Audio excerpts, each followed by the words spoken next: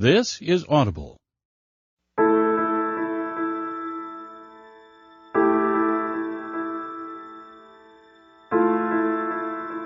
Audible Inc. and Harlequin present The Mark by Jason Pinter. Read by Noah Plenner. Prologue. Right as I was about to die, I realized that none of the myths about death were true.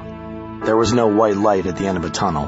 My life didn't flash before my eyes. There were no singing angels, no thousand virgins, and my soul didn't hover and admire my body from above. I was only aware of one thing, and that was how much I wanted to live. I watched the shotgun, moonlight glinting off its oily black barrel. The stench of death was thick. The air smelled of cordite, ripe and strong, blood and rot choking the room as everything grew dark around me. My panicked eyes leapt to the body at my feet, and I saw the spent shells scattered in a spreading pool of rich red blood. My blood. There were 2 other men alive in this room. I'd met them each once before. 5 minutes ago, I thought I had the story figured out. I knew these men both wanted me dead, knew their reasons for desiring my death were vastly different. On one man's face burned a hatred so personal, just looking at him felt like the Grim Reaper had come for me. The other man held a cold, blank, businesslike stare, as though my life was merely a time card waiting to be punched, and I couldn't help but think. Human emotion was formerly an obsession of mine. Guilt, passion, love, courage, lust, and fear. In my 24 years of life, I'd experienced them time and time again. Experienced everything but fear. And over the last 3 days, all the fear I owed the house had been paid back in spades. Traversing the black and white of human emotion was my passion. Finding the gray between was my calling. Seeking out man's limits and limitations and conveying them to the masses, it was my insulin. I moved to New York because I was given the chance to experience these emotions on a grander scale than I ever imagined. Here I had a chance to uncover the greatest stories never told. The bullet in my chest sent cold sparks rippling down my spine. The right side of my body was numb. Every breath felt like I was sipping mud through a crushed straw. When the slug entered me, tearing through my flesh, my body sent flying like a broken puppet, I expected to feel blinding pain, white searing heat, waves of agony that crashed against my body like vengeful surf. But the pain didn't come. Instead, I was left with the terrifying sensation that there was no sensation at all. As I lay dying, I tried to imagine the precious moments I might lose if that black muzzle fired again, its orange flame illuminating the darkness, death traveling so fast my world would end before the realization even hit me. Was I meant to have a family? A bigger apartment than the shitty overpriced rental, now with crime scene tape crossing the door? Was I meant to have children? A boy or a girl? Maybe both. Would I raise them in the city, where I so eagerly arrived just a few months ago? Maybe I'd grow old and get sick, die of natural causes. Maybe I'd step out from the curb in front of Radio City Music Hall and get hit by a double-decker bus filled with tourists. Digital camera snapping pictures of my mangled body as a bicycle cop directed traffic around my chalk outline. But no. Here I was, Henry Parker, 24 years old, weary beyond rational thought, a bullet mere inches from shattering a life that had seemingly just begun. And if the truth dies with me tonight, I know many more will die as well, lives that could have been saved, if only. I can't run. Running is all I've done the past 72 hours, and it all ends tonight. My body shakes, every twitch involuntary. The man in black, his face etched in granite, grips the shotgun and says 2 words, and I know I'm about to die. For Anne. I don't know Anne, but I'm about to die for her, and for the first time since it began 3 days ago, I have nowhere to run. I want my life back. I want to find Amanda. Please let it end. I'm tired of running. Tired of knowing the truth and not being able to tell it. Just give me the chance to tell the story. I promise it will be worth it. Chapter 1. 1 month ago. I watched my reflection in the doors as the elevator rose to the 12th floor. My suit had been steamed, pressed, and tailored. My tie, shoes, and belt matched perfectly. I nervously eyed Wallace Langston, the older man standing next to me. My brown hair was neatly combed, the posture on my 6'1" frame ramrod straight. I'd bought a book on prepping for your first day at a new job. On the cover was an attractive 20-something whose dentistry probably cost more than my college tuition. Security downstairs had given me a temporary ID. Now I get a member of the fraternity, still a pledge who had to prove his worth. "Make sure you have your picture taken before the week's up," the husky security guard with huge red-rimmed glasses and a personality-enhancing cheek mole told me. "If you don't, I gotta run you through the system every day, and I have better things to do than to run it through the system every goddamn day. You get me?" I nodded, assured her I'd have the photo taken as soon as I got upstairs, and I meant it. I wanted my face on a Gazette ID as fast as the lab could develop it. I'd take it to Kinko's myself if they were backed up. When the doors opened, Wallace led me across a foyer with beige carpeting, past a secretary's desk with the words New York Gazette in big, bold letters mounted on the wall. I showed her my temporary ID. She smiled with an open mouth and chewed her gum. Wallace pressed his keycard against a reader and opened the glass doors. As soon as the silence was broken, I thought how strange it was that all my hopes and dreams were embedded in one beautiful noise. To an outsider, the noise might seem incessant, cacophonous, but to me it was as calm and natural as an honest laugh. Hundreds of fingers were pounding away, the soothing rattle of popping keys and scribbling pencils drawing a smile across my lips. Dozens of eyes, all staring at lighted screens with type the size of microorganisms, reading faxes and emails sent from all over the world, faces contorted as though the telephone was a human they could emote to. Some people were yelling, some softly whispering. If I hadn't clenched my jaw trying to project confidence, it would have hit the floor like I'd stepped into a Bugs Bunny cartoon. "This is the newsroom," Wallace said. "Your desk is over there." He pointed to the one unoccupied metal swivel chair among the sea of tattered felt, showing how every day I would be wading through greatness. Soon I'd be seated at that desk, computer on, phone in my hand, fingers rattling at the keyboard like Beethoven on Red Bull. I was home. If you're in media or entertainment, New York is your mecca. Athletes count the days until their debut at Madison Square Garden. For classical pianists, Carnegie Hall is their holy ground. Professional stripper? Exotic dancer? Yeah, New York is their Jerusalem too. It was no coincidence, then, that this was my holy land, the newsroom of the New York Gazette, Rockefeller Plaza, New York City. I'd come a long, long way to get here. I briefly wondered what the hell a 24-year-old with little more on his resume than the Bend Bulletin was doing here. But this was everything I'd worked for, what I was destined for. Wallace knew what I was capable of. Ever since my first page-one story in the Bulletin, the one that was syndicated in over 50 papers around the world, Wallace had been following me. When he heard I was accepted to Cornell's prestigious journalism program, he made the 3.5-hour drive to take me out for lunch. And during my senior year, before I could even start to look for jobs, Wallace made me an offer to join the Gazette full-time. "The newsroom needs some new blood," he'd said. "Young, ambitious kid like you. Show the skeptics out there that the next generation has its head on straight. There are other papers in the city, but if you want to chase down real stories instead of celebrities on vacation, you'll make the right choice. Make your mark, Henry. Make it with us. Plus, our first-year salary is $5,000 higher."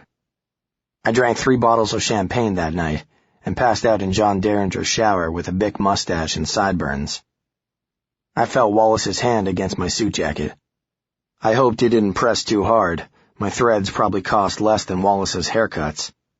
Yet though Wallace was my professional benefactor, the top shelf on my wall of professional hero worship was permanently occupied. That man was seated just a few feet away, but as far as being indebted to a person, right after my mother giving birth, Wallace hiring me was a close second. We snaked through the skewed chairs and cups of cold coffee, past writers who were too busy to tuck their chairs in. This was how they worked. I loved it. I knew not to interrupt a reporter on a deadline, and sure as hell didn't expect them to move. I was here to purify the blood of the newsroom, not to disrupt its flow. I recognized some of the writers. I'd read their work, knew to look for their bylines. It was scary to think of them as my new colleagues, not to mention how seldom they appeared to shave or shower. I wanted them to respect me, needed them to respect me. But for now I was just a mark, a newbie, the guy all eyes would be on to see if he produced. And then I saw him, Jack O'Donnell. Then Wallace pulled me forward and I remembered to breathe. As we walked by, I let my hand swipe O'Donnell's Oxford blue shirt sleeve. A silent brush with greatness. I couldn't have been any less subtle than if I'd taken out his latest book, asked for an autograph, then smacked him across the face with it. Talk to him later, I told myself. Follow him to the bathroom, to lunch, offer to shine his shoes, raise his kids, whatever. Man, Jack O'Donnell. 5 years ago, if someone said I'd be working 15 feet from Jack, I'd have kicked his ass for mocking me. A few years ago, Jack O'Donnell was profiled in the New Yorker. I had a copy of the article at home. I taped one page above my desk, underlined one quote, the quote that threaded its way through every story I ever wrote. News is the DNA of our society. It shapes how we think, how we act, how we feel. It dictates who we are and who we become. We are all beneficiaries and byproducts of information. Many people, myself included, credited the first injection of this strand of DNA to William Randolph Hearst. Hearst took over the San Francisco Examiner in 1887 at the tender age of 23. The only guy who made me feel lazy. Hearst was the first to truly sensationalize print media, splashing his newspapers with big, bold headlines and lavish illustrations. Conspiracy mongers blamed Hearst for inciting the Spanish-American War, with his constant editorializing on the Spanish government's civil rights atrocities. As Hearst reportedly said to illustrator Frederick Remington, "You furnish the pictures, and I'll furnish the war." Since then, it almost seems like journalism has taken a step backward. The scandal at the New York Times proved that. Some people laughed it off as an isolated incident. Others who knew their stories couldn't hold up to scrutiny quietly updated their resumes. And I followed the whole thing, shaking my head, trembling in anger, wanting to shake up the system. And if Jack's quote was accurate, as I believed it to be, when that blood became tainted, it could spread disease through every capillary of society. Liars and fabricators and egos the size of Donald Trump were popping up like rats in the subway, from men and women who were supposed to report the stories, not be the stories. Just last week, a junior reporter at the Washington Post came to work jacked on amphetamines, 2 pots of coffee with a deadline in 6 hours for a 1,000-word story he hadn't written a sentence for. He cranked out the piece, then returned home, punched his girlfriend, and took a header out of their 5th-story walk-up. Just more fuel for the fire. I wanted to be the antidote, to pick up Jack O'Donnell's mantle, polish the surface, and carry it with pride. I wanted to extract the venom that had poisoned journalism, to bring some credibility back to the newsroom in the wake of these lies. Jack O'Donnell had given me an unbreakable faith in what a good reporter could accomplish. And now here I was, within coughing distance of the legend himself. Time to put up or shut up, Henry. After bobbing and weaving through jackets slung over chairbacks and pens rolling along the floor like plastic dust bunnies, we arrived at my desk. A smile on my face as if it were opening day at Yankee frickin' Stadium. My desk was right by the window, overlooking the veranda that in the winter became Wallman Rink. Prime real estate, baby. I could watch the multilingual tourists snapping away at the beautiful golden sculptures and international flags, people gazing at the fair city as though they never knew such architecture and panache existed. Sunlight poured over my workstation, glowing off the fresh scrubbed walls, and I couldn't help but feel blessed. "Welcome to your new home," Wallace said. "Comes fully stocked with, well, everything you see here." "Any assembly required?" I asked. Wallace leaned in, whispered, "Some of the old-timers, I guess you can count myself in there, keep a flask in their desk." I didn't know what to say. Was he serious? Wallace laughed, clapped me on the back. "You'll fit in just fine." He leaned over and tapped the shoulder of the woman whose workstation was adjacent to mine. She spun around, her swivel chair well-oiled and squeak-free, and glowered at me. She was slim, blonde, and quite attractive. Late 30s, early 40s, with a what-the-hell-do-you-want look on her face so convincing, I couldn't help but think she practiced it in the mirror. She wore a pink tank top and black capri pants, her hair pulled back into a ponytail. No wedding ring. And from the looks of it, no bra. If Maya asked what my coworkers looked like, I'd have to lie. "Paulina," Wallace said, stepping aside, allowing her to view me in full. Meet Henry Parker. This is his first day on the job. Paulina shriveled her nose. He's taking Phil's old desk? Wallace coughed into his hands, slightly embarrassed. Yes, he's taking Phil's old desk. Paulina scanned me as if reading a computer printout. Finally, she extended her hand. I shook it, her grip limp and apathetic. Welcome to the madhouse, new guy, she said. Thanks, I'm excited to... Tough luck taking Phil's old desk. You tell him what happened to Phil, Wally? Wallace sighed. No, I haven't had the chance yet. Paulina shrugged. Bad karma, Henry. She looked at me inquisitively. Henry? That's a strange name for such a young man. How'd you get saddled with that? Saddled? What, your parents didn't like you? My eyes hardened. Paulina could tell she dug too far, and her face became all twinkles. I'm just playing with you, Henry. You've got a fine name. I like things that are different. She looked up at Wallace, apparently satisfied with my answers. This is the kid from Oregon, right? She looked at me again. Wallace told me you were, quote, a prize find. That right? I tried to ease the tension. Yeah, Kmart was having a blue light special on junior reporters. Wallace got me at 25% off. Paulina's eyebrow cocked, and she shook her head. Wallace turned away in shame. I gave myself a mental slap.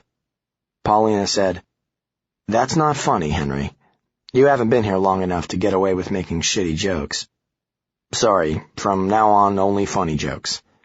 Or no jokes, she said. Or no jokes. She smiled, much warmer now. Good. Paulina held up a pen, its nub chewed to a quick. I noticed several pairs of shoes under her desk. Shiny red dress shoes, worn sneakers, broken-in Birkenstocks. If you're smart, you'll keep a few good pairs of shoes around the office, she said. You never know what kind of story you'll have to chase at a moment's notice. You need to be prepared at all times. Wallace nodded. I made a mental note to bring in my old Reebok pumps. Best of luck to you, Henry, she added. Wally's a good guy. Listen to what he says. Absolutely. Paulina turned back to her computer and began typing away. She's a fine journalist, Wallace said softly. Paulina here found our hero of the day 6 times this month alone. 7 times, Wally, Paulina said. If you fuck that up on my performance review, I'll call my lawyer. Hero of the day? I asked. Every day has a hero, Wallace said. It's our page 1 feature, the main attraction, the story that sells papers. One day it could be the war.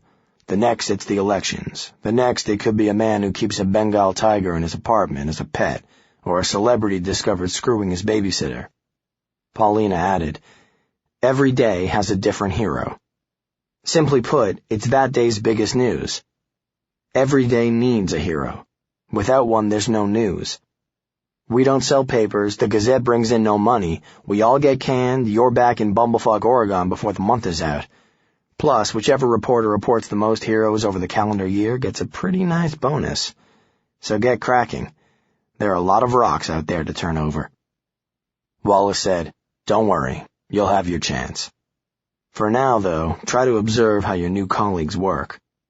It'll be hard to gain your footing and find your voice. Just remember, everyone here started out exactly where you are. Mickey Mantle was an Oklahoma boy before he came to the Yankees. Pretty soon you'll be finding your own heroes for us. He became serious, leaned in closer. We're counting on you to find ones that matter. Paulina chimed in. Unlike Phil. Wallace nodded resignedly. Yes, unlike Phil. I decided not to inquire about this Phil.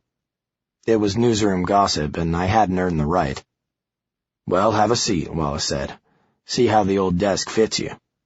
Watching Wallace to see his reaction, I settled into my new chair. The seat wasn't meant for comfort, rather for a body that was constantly fidgeting, moving around.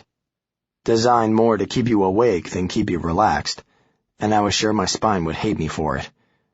Well? It's perfect, I said. Wallace laughed.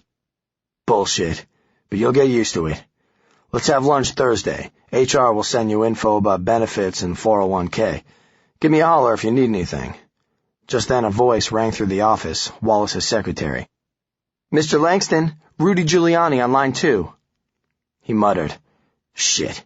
He's probably pissed about the piece on page 5. Wallace gave me a quick pat on the back. "And Henry." "Yeah?" "Don't wear a suit and a tie again. You're a journalist, not a stockbroker. Lesson number 1. Your sources will want to feel you're on their level, not a level above them." As I settled in, Paulina turned to me, a cagey look on her face. "And one more thing," she said. "Yeah?" "Remember one thing, and make sure you remember it good in every story you write. 90% of this job is reporting good versus evil, and without evil, we'd be out of a job." Chapter 2. "He's a good space," Manuel Vega said, inserting a nicked key into the lock. He met some resistance, smiled as though it was intentional, then jarred the door open with his shoulder. After seeing, and rejecting, 12 apartments in barely a month, I prayed this one would fit in my budget, not to mention fit me. The stench of mildew immediately attacked my nose.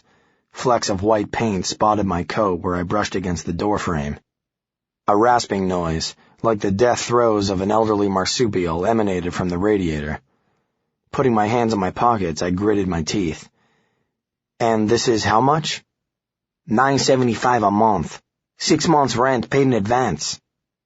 It was manageable. Plus, this was the only apartment I'd seen remotely in my price range and still on the island of Manhattan. Most were double the price and equal in size to my baby crib. Right now, this apartment, nestled on the northwest corner of 112th and Amsterdam, whose lone street lamp seemed to share an electrical outlet with every hairdryer in the city, was the only one I could afford without turning tricks. And if I was going to work at a newspaper, a New York City paper, I didn't want to live anywhere else but in the city. If I was in all the way. The last 3 weeks I'd been squatting with my girlfriend, Maya Laverne, at her apartment. Every second spent together was filled with palpable tension. We counted the moments until I finally got my own place. Most couples couldn't wait to move in together. We couldn't wait to be apart. I had $8,000 in my bank account, savings from summers spent writing for the Bulletin back in Bend, and odd jobs I took to offset my financial aid at Cornell. It took all my strength to go home after each semester ended, but I couldn't afford summer housing. I could live for free in Oregon.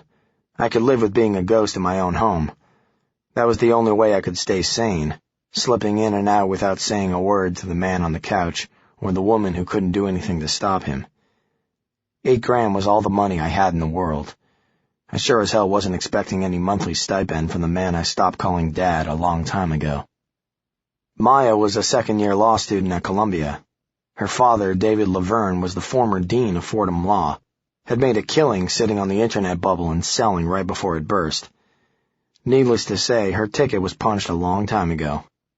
The first 2 years of our relationship at Cornell were a dream, and just like a dream, they ended before we knew what happened. The third brutal year felt like the cold sweat residue from a nightmare that never really ended. Maya was a year older. She moved to New York when she graduated. I stayed in the frigid barrens of Ithaca and watched our relationship freeze.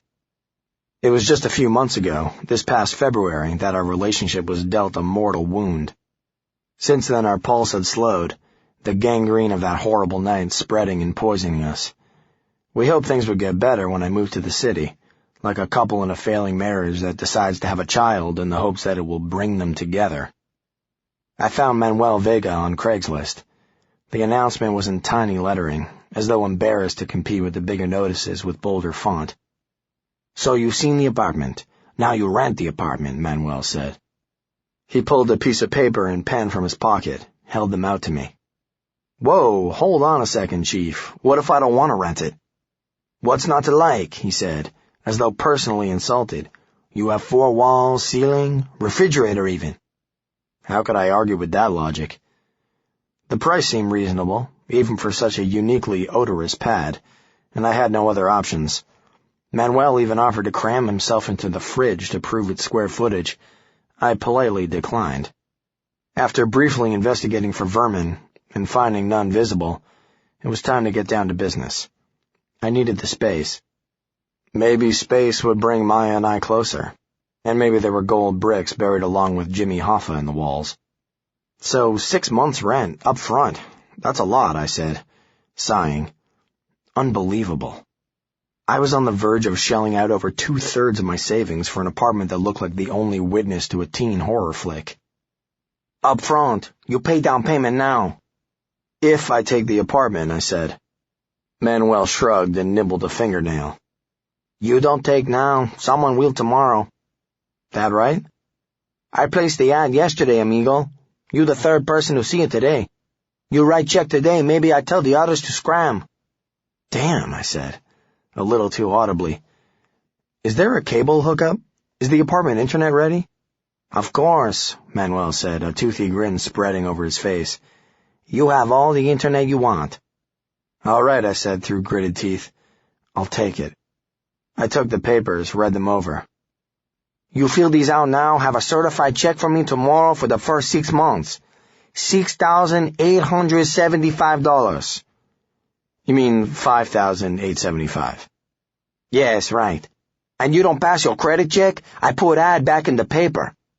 I nodded, followed Manuel downstairs to an office on the first floor. He took a seat behind a squat metal desk littered with papers and empty candy wrappers. I filled out the application, my chest swelling when I filled in the employer field. When I handed it back to Manuel, he turned the page around, pointing to that very space. This? He said. Who you work for? The Gazette, I said. You know, the newspaper. You take pictures? No, I'm a journalist. I'm going to be the next Bob Woodward. Manuel eyed me, eyed the form. Woodward? You know, Bob Woodward, All the President's Men. Yes, the building has very good woodwork, Manuel said, tapping the wall behind him. No sense explaining. Soon enough, everyone would know. The newsroom at the Gazette, that was my Batcave. This apartment would be my Wayne Manor, the shell covering the hero underneath. Though I doubt Wayne Manor housed mice the size of beagles. You'll like it here, Manuel said. Just like home. Yeah, I thought. Just like home. Like the home I wished I'd had. Instead of a clapboard box where the only noises were a faulty sink and the venom spewed from a man who called himself my father. Home. At last. I went straight to Maya's once we finished the paperwork. Before moving out, I wanted to celebrate, spend one last night in her bed, see if those familiar sparks could be ignited one last time.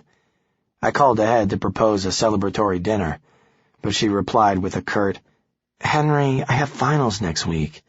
Dinner will take hours. If you want, we can grab something from Subway. I declined. I'd eat on the way.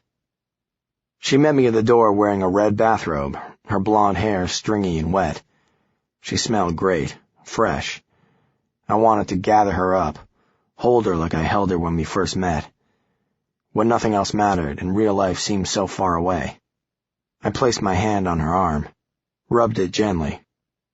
Henry, I just moisturized. Sorry. It's okay, it's just... I know. She sighed, smiled faintly. I took off my sneakers and laid them outside her door. She sat down on the bed, her lips pursed, and crossed her arms over her chest. So tell me about the new place. Well, as far as I know, nobody's ever died in it. Maya didn't seem to find me funny today. Come on, seriously, what's it like? Well, it's in Harlem, 112th in Amsterdam. The building won't win any awards from House and Garden, but the utilities work, I have room to live, the door locks, and that's all I need. Is it clean? Well, I said, choosing my words carefully, I'm not sure clean is the word, but it's livable. Do you expect me to come over? I was hoping you would, being my girlfriend and all. Maya stood up and walked to the open window. She stared out across the street. The night sky stared back, cold and uninviting, as she chewed her nails. I thought you stopped chewing, I said. I did for a while, just came back. I could feel the brutal static between us.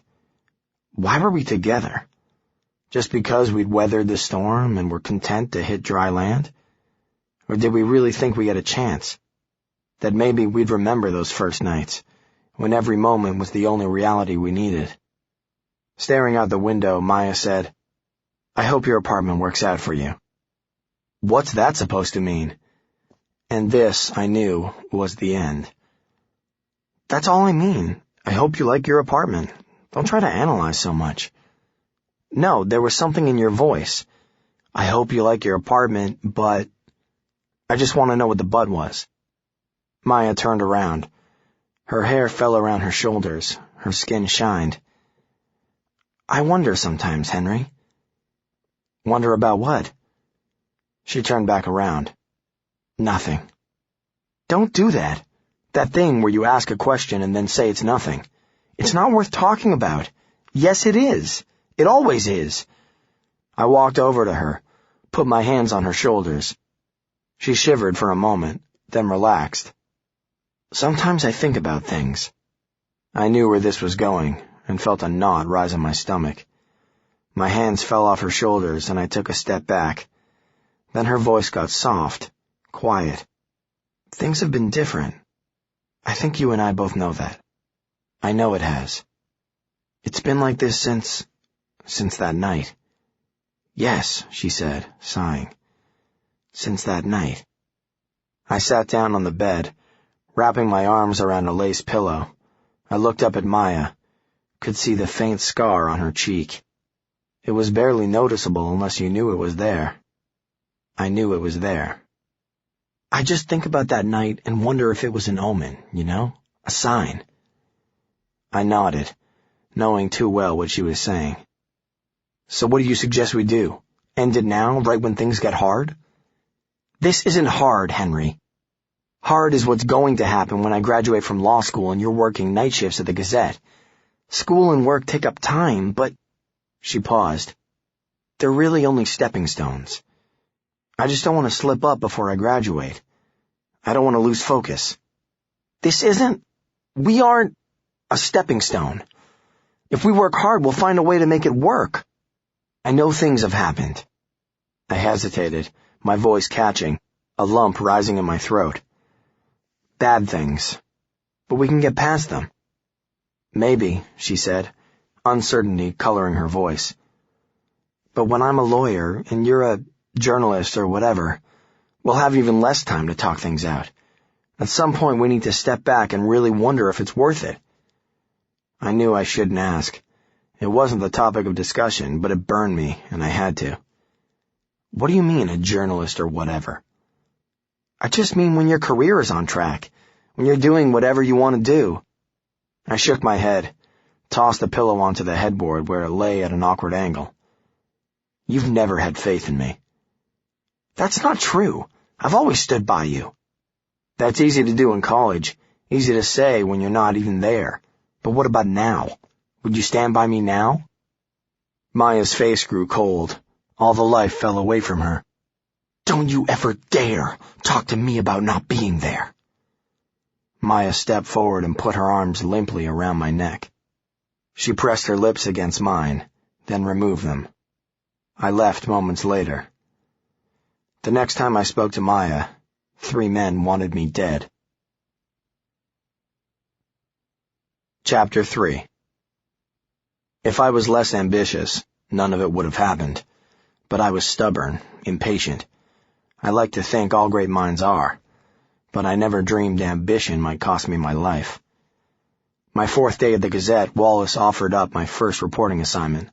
It came at the perfect time, too. Maya and I hadn't seen each other in days.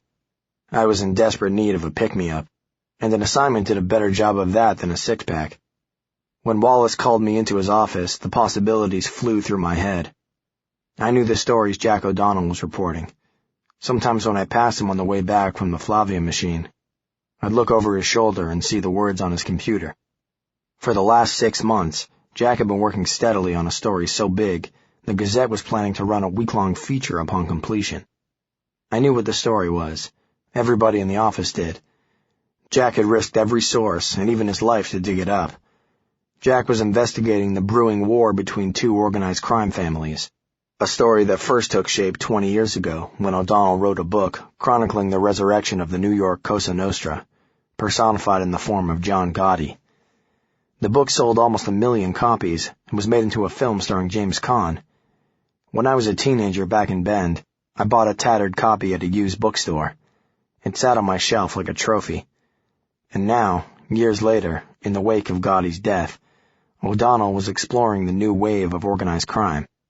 The men fighting over the crumbs of an empire, trying to create their own dynasties in the wake of Gotti's Rome. Due to public outcries, even the mayor had acknowledged it with hyperbolic platitudes, calling the unrest an ugly river of bile trying to flow up out of the sewers and erode the peace of the last decade. I wrote that quote down. Following Gotti's death, mob activity in New York had all but vanished. But recently bodies had been turning up, each punch with more holes than a drug addict's memoir. Talking heads got worked up on Fox News, warning us that the sleeping giant had awakened. A man was shot dead outside a famous Chinese restaurant. A fire broke out at a tailor shop in the meatpacking district. There were murders so ghastly the papers tripped over themselves to see who could color it in the purplest prose. The two men assumed to have picked up the slack were Jimmy the Brute Saviano and Michael DeForio.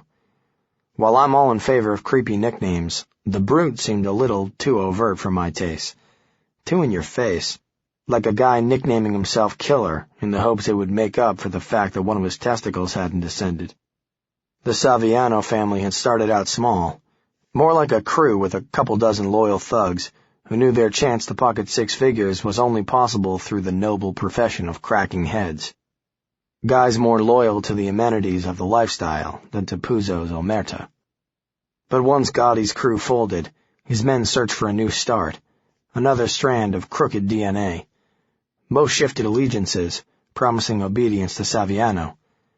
The other family, the one that seemed to be instigating this 21st century war, was led by Michael Four Corners DeForio, who'd inherited the mantle from his father, Michael, who'd inherited it from his father, Michael. Clearly, originality wasn't what put the family on the map. In my opinion, the nickname Four Corners was much more effective than the Brute. It referred to DeForio's preferred disposal of his enemies via the act of literally cutting him, and sometimes her, limb from limb and sending them to the 4 corners of the earth. Obviously, nobody had informed DeForio that the earth was round. After all, it really is the thought that counts. I knew I had to cut my teeth before getting close to stories of that caliber. Yet in the back of my mind, I hoped Jack might have heard some good things, come across my clips from Bend. Maybe he'd need help with research, someone to make a few phone calls, pick up his dry cleaning, whatever.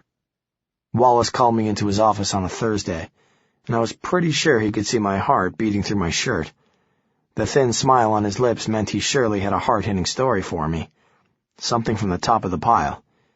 Uncovering some deep-rooted corruption that helped the common good. I had no sense of entitlement and wasn't driven by ego or narcissism.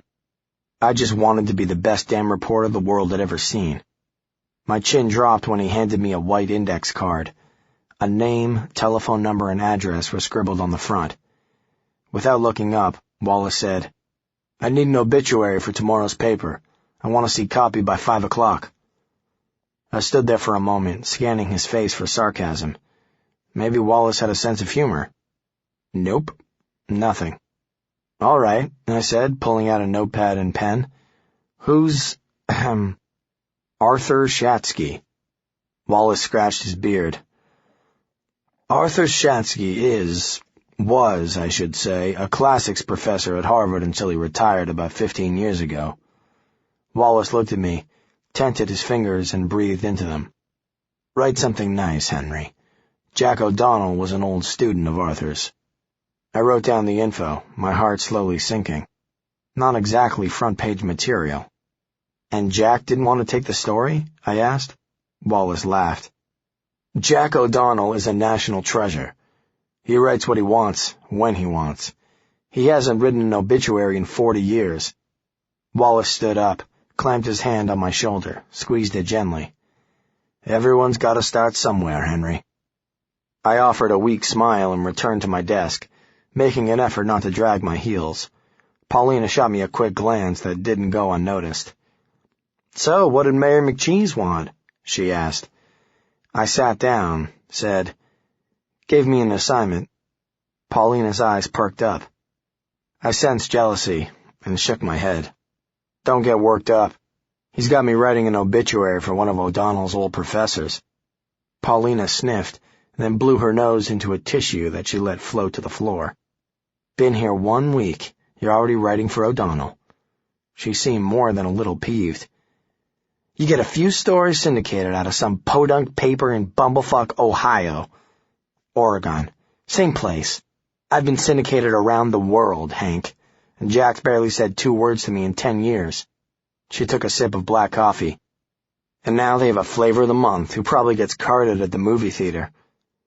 I held it in. Kill them with kindness. It's just an obit. I'm not writing it for Jack. Paulina let out an exasperated sigh, turned back to her computer. She spoke without bothering to look at me. They'll be saddling up and riding you, Henry. Oh, yes, they will. But that bronco's gonna buck like you wouldn't believe. So keep that golden boy trophy nice and polished.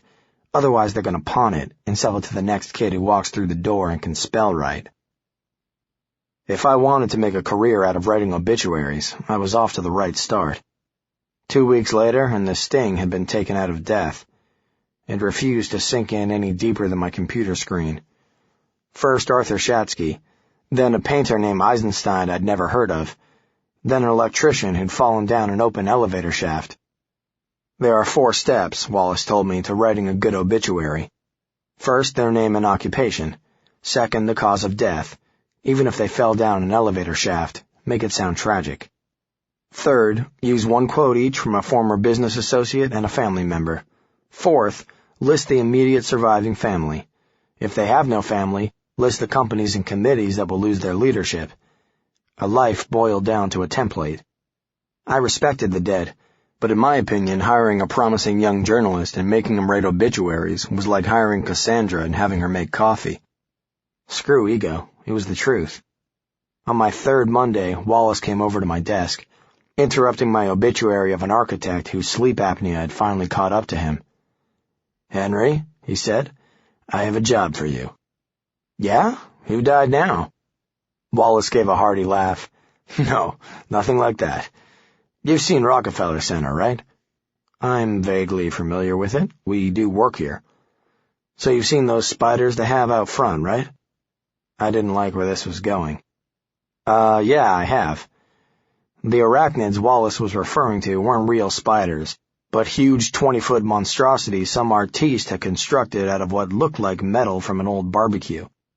The only people interested in this art were visor-wearing tourists and small children who climbed it like some playground out of Stephen King's nightmares. I want 300 words on the artist and sculptures, minimum of 2 quotes from bystanders. Copy for Wednesday's edition. I heard Paulina stem a chuckle. Rather than leaving, Wallace stood there, waiting for a response. I think he's got a problem with the assignment, Wally. Paulina, chiming in at the perfectly wrong time. Wallace raised his eyebrows. I avoided eye contact with both of them. Is that true? He asked. I said nothing. Paulina was right. I hated writing obituaries, and I sure as hell didn't want to interview bumpkins from North Dakota about metal insects the size of commercial airliners. You want me to be honest? I asked. It would upset me if you weren't. I looked at Paulina. She was pretending to type. I don't think I'm cut out for this piece. No offense to Spider Files, but to be honest, you're really not getting my best work right now, and I think you know that. Wallace put his thumb to his lip, chewed at the nail. So you're saying you'd rather work on more interesting stories? I nodded. This was thin ice.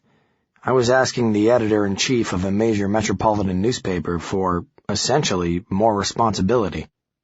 After less than a month on the job, there were probably 1,000 people who'd kill to write the obituaries at the Gazette, but I'd worked damn hard to get here, and screw it, I could do better.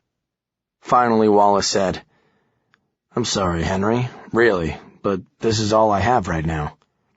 Believe it or not, these stories are important. You want... But all I heard was blah, blah, blah, blah, trust me, blah, blah, blah, blah. You see what I'm saying? Wallace asked. I couldn't hear Paulina anymore. She was in full eavesdropping mode. I didn't move, didn't nod. I knew what he was saying, but in my heart, I didn't believe it. Then, right as I was about to open my mouth, an unexpected voice rang out through the newsroom. "I have something Parker could help me with."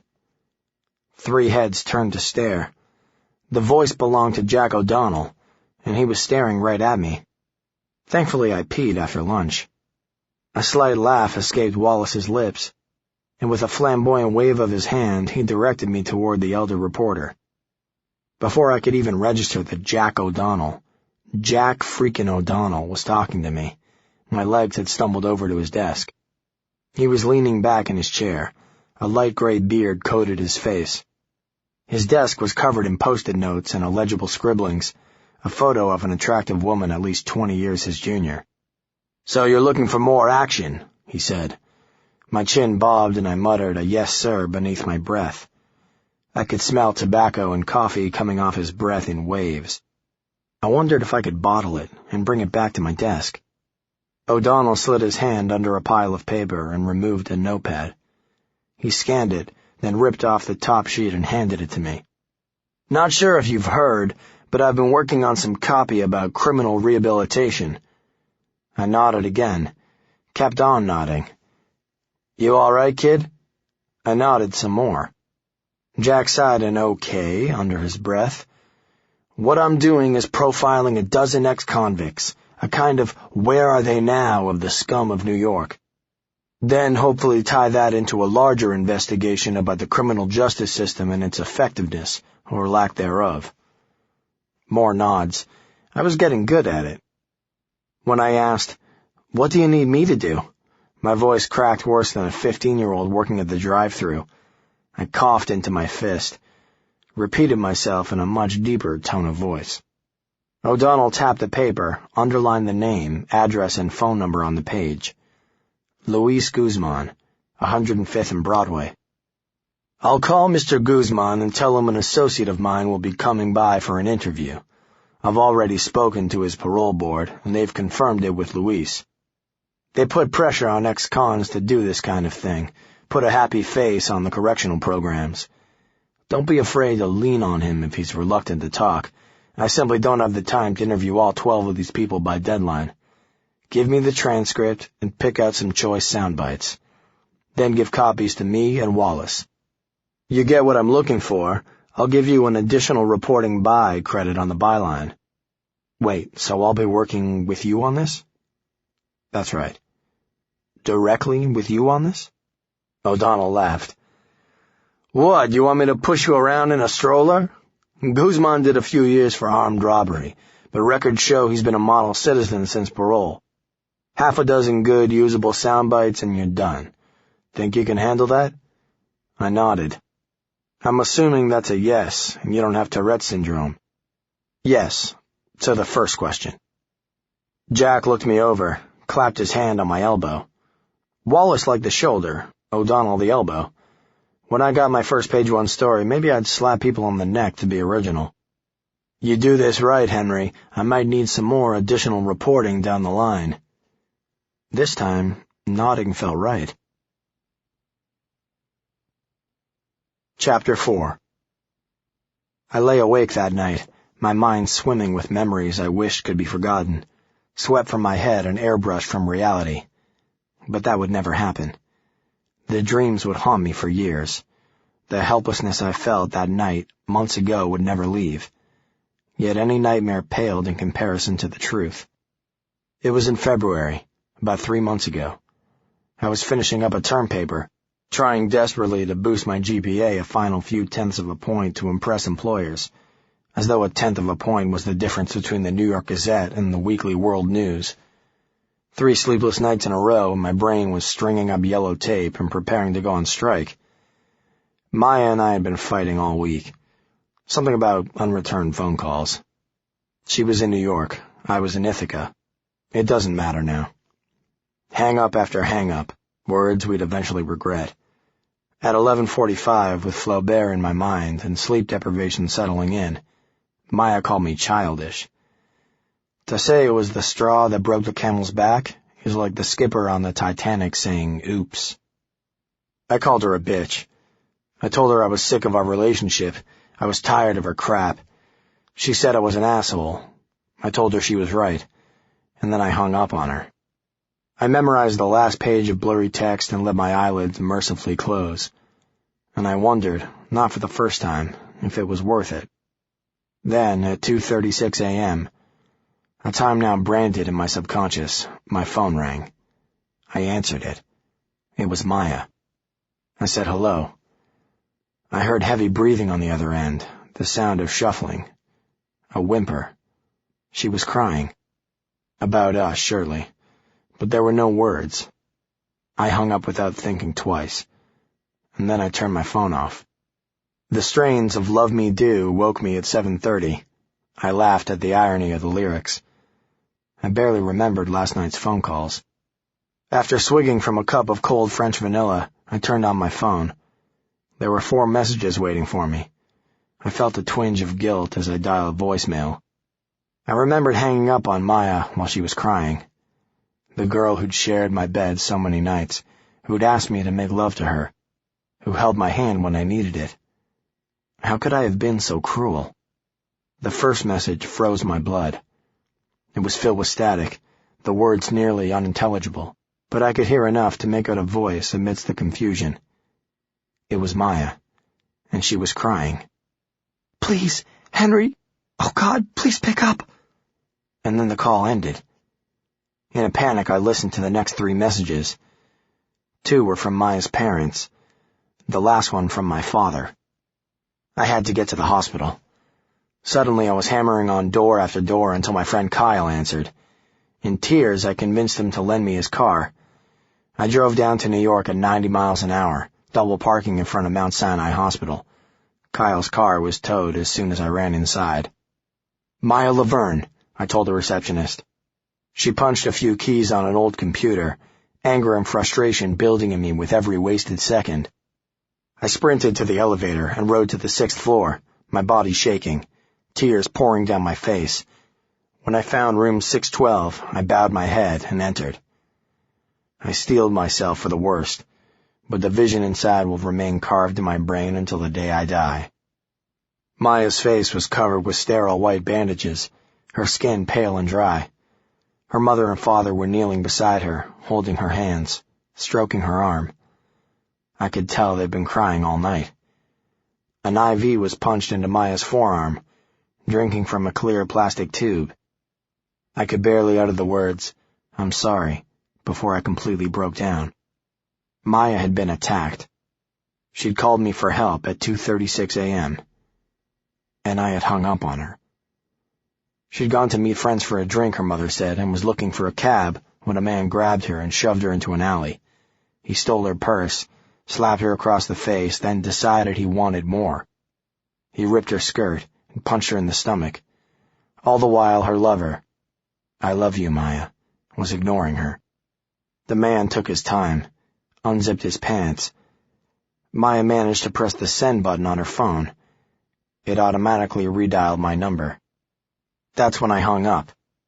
A man was gripping his hard penis while my girlfriend lay bleeding, and I was trying to go back to sleep. Thankfully, Maya carried a can of pepper spray on her keychain. She managed to get a shot off before he could. "I love you, baby." Oh, God. Reeling from the spray, he punched her in the face and broke her cheekbone. Then he ran. And she lay there, bruised, broken, crying in the street. And I slept peacefully. The doctors reset the bone in surgery. The scarring would be faint. At least there was something to be thankful for. Mrs. Laverne took my hand as I knelt down, my tears spilling onto the cold linoleum where they vanished into the tiles. She smiled weakly, told me it wasn't my fault. I couldn't bring myself to look at Maya's father, and from his silence I knew he didn't want me to. Then Maya was awake. She was medicated, barely coherent. "Baby?" I said, my lower lip trembling against my teeth as my entire body shook, and goddamn, you fucking bastard, look what you've done. "I'm here, baby," I said. "I called you, Henry," she whispered. "You weren't there." I nodded, my eyes stinging. I took her hand, squeezed it, felt nothing in return. Because I was there. She cried for help, cried for me, hoping I could do something. Anything. And I had hung up on her. Maya had to wait for an ambulance, alone and beaten in an alley. I was asleep when her parents called me. When my own miserable father left a fuming message asking why Cindy Laverne woke him at 4 a.m. I could have saved her. I could have helped her, but I didn't. I chose not to. The next night I found myself on the very same street corner where Maya's blood had stained the concrete. A fifth of vodka was my only company as I waited in the dark, searching the face of every stranger for a hint of menace, an awkward glance, some sign that said, "I did it. Come get me, asshole. Make me pay." 2 days later, I sat with Maya while, in a deadened, monotone voice, she helped a police sketch artist create a composite. She didn't remember much. The resulting picture could have been any man who ever lived. I called every hospital within 50 miles looking for a white man between 25 and 40, 5'10" and 6'2", who might have checked in with a broken hand, with singed eyes from the pepper spray, even a dick caught in a zipper. All roads turned up empty. All channels parched dry. Deep down I know if I'd been there, he wouldn't have lived. Maya would have been safe. But I hadn't been there, and that was something I had to live with. That night made me question everything. I had turned my back on the girl I loved, said I loved, without a second thought. From that point on, I knew I would always be there for her, for anyone, because I could never turn my back again. That, I told myself, was the only way I could live with it. Chapter 5.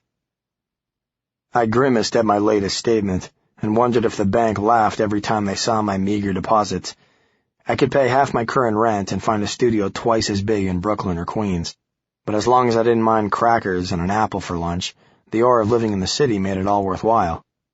Getting used to the random spooky noises in my apartment was a different matter. Every night I heard the scratching of tiny claws, water dripping from invisible pipes. Work allowed me to focus, thank God, because everything else would drive me insane. I was living the life I'd wanted ever since the first time my father told me I wouldn't amount to shit. My mother standing in the kitchen, smiling like we'd just returned from a fishing trip with nothing but tall tales. Always smiling, like a wax sculpture with a pulse. Distant. Not uncaring, just removed from reality. Some people get lost in their demons. Me? I preferred to turn the tables, let anger fuel my fire. Every word my father said was gasoline. My own resolve was the match. And now I had the chance to work with a legend. O'Donnell was well into his 60s, but his face was full and bright, cheeks lined and reddened with age. At the keyboard, his fingers flew and his eyes were like gateways into another world.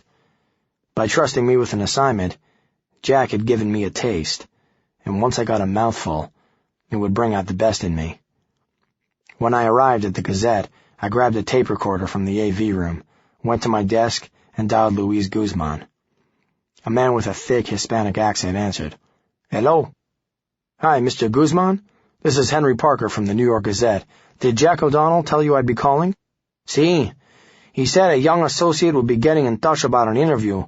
Would that be you?" "That's me. Do you mind if I stop by today for a few minutes? It won't take long." There was a pause, hesitation.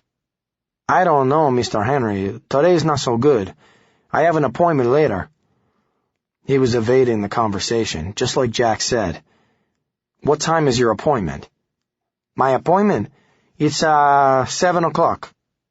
"So you won't mind if I come at 6 then?" I heard mumbling in the background. A woman's voice said something that sounded like no. Then Luis came back. "Mr. Henry, I can talk for just a few minutes if you come over at 6, but you can't stay for long. I cannot miss my appointment. It's for the doctor." What kind of doctor had appointments at 7 p.m.? "It shouldn't take long, Mr. Guzman. You'll have plenty of time." More mumbling. A door slammed. "If that's so, then come on over. My wife and I will be here." "Great. See you tonight." At 5:45, I left the office and flagged a cab. As the cabbie zigzagged through traffic, I read the quickie bio Jack had given me. In 1997, Luis Guzman was arrested for armed robbery after he and an associate named Jose Ramirez Sanchez walked into a Chase branch and pulled 2 semi-automatics. Sanchez got nervous and shot a clerk. Both men were sent to Sing Sing. Guzman did 3 years. Ramirez Sanchez was stabbed to death in his cell. When I arrived at 105th and Broadway, I rang the buzzer, wondering why Luis had seemed so agitated on the phone. The building didn't look as if it met the hand of a janitor too often. The floors were dusty and smudged, and the lobby decor consisted of 3 flower pots whose flowers had come from needlepoint rather than seed. I checked the directory encased behind a dirty pane of glass. The superintendent, Grady Larkin, lived in apartment B1. I jotted this down, just in case. I rode the elevator to the 2nd floor. The hallway was wallpapered in light green with vertical beige stripes. The doors were gray, and most of the hinges looked old and rusted. The light fixtures cast a soft glow. There was a strange quiet in the building, like a hospital waiting room, awkward and forced. Walking down the hall, I noticed that several doors lacked nameplates, and the carpeting in front wasn't dirty like the others. The apartments were obviously vacant. I found apartment 2C and knocked once. Before I had a chance to collect myself, the door opened. "Mr. Parker?" The man in front of me was big. That was my first thought. Damn, this guy is big. Biceps are a misleading measure of strength. You can tell a person's true power from their forearms. Luis's looked like half a dozen ropes had been wound together and then singed. He was wearing a white undershirt, tucked into a pair of gray suit pants that looked freshly ironed. A small piece of tissue was matted to his chin where he'd cut himself shaving. A thin scar, barely noticeable, ran horizontal over one eyebrow. A prison wound, sewed up poorly. His goatee was perfectly groomed, his cheeks smooth and moisturized. He smelled like a botanical garden had thrown up all over him. There was a kindness in Luis Guzman's eyes, as though all evil thoughts had been sucked completely dry. Then his eyes flickered, and Luis glanced into the hallway. For an instant, I swore there was fear in his eyes. I checked the hallway. It was empty. A layer of flab had settled like frosting over his midsection. Luis Guzman had probably been well-toned in prison, where months were counted in dumbbell repetitions, but since being released, Luis's appetite had returned. I eyed his natty attire. Must be an expensive doctor to warrant this kind of dress code. "Hi, I'm Henry. We spoke before." "Yeah, so nice to meet you, Mr. Henry." Suddenly, Luis's hand was gripping mine. Tight. I gritted my teeth and hoped he'd let go before my knuckles were ground into paste. When he eased up, I made sure my bones were intact. Luis's iron grip was effortless, easy as a pat on the back. "And that beautiful mamacita is my wife, Christine. Say hello, baby." "Hello, baby," she said with a sly grin. Christine had honey-colored skin, with long brown hair and deep green eyes. She sat on an overstuffed couch, holding a pair of knitting needles, her hands working fervently on what looked like a baby sweater. "So, Henry," Luis said, a contemplative look on his face. "Senor O'Donnell tells me you have a few questions about my jail time," Luis smiled. His teeth were perfectly straight, a little too white for a man who had eaten nothing but prison food for 3 years. He must have had serious dental work. "That's right," I said. "Well, come on in. Make yourself at home." He draped the trunk of an arm around my neck and led me to a freshly varnished pine table. The apartment was tidy, well kept, but it had a sterile cleanliness. There were no photos, no trinkets, no paintings or posters anywhere in sight. Except for Christine's knitting, it felt more like a place of business than a residence. Luis pulled a chair out for me as I set up the tape recorder. For a moment he seemed unnerved by its presence, then calmed a bit. "So, Mr. Henry, what do you want to talk about? Let us begin. I have only a few minutes before my appointment." "No problem. Thanks again for doing this." "Oh," he said, laughing. "I don't do this for Jack. My parole officer tells me it keeps me respectable looking." "Of course." I clicked the recorder on. "First off, would you state your name and date of birth for the record?" Luis cleared his throat theatrically. My name is Luis Rodrigo Guzman.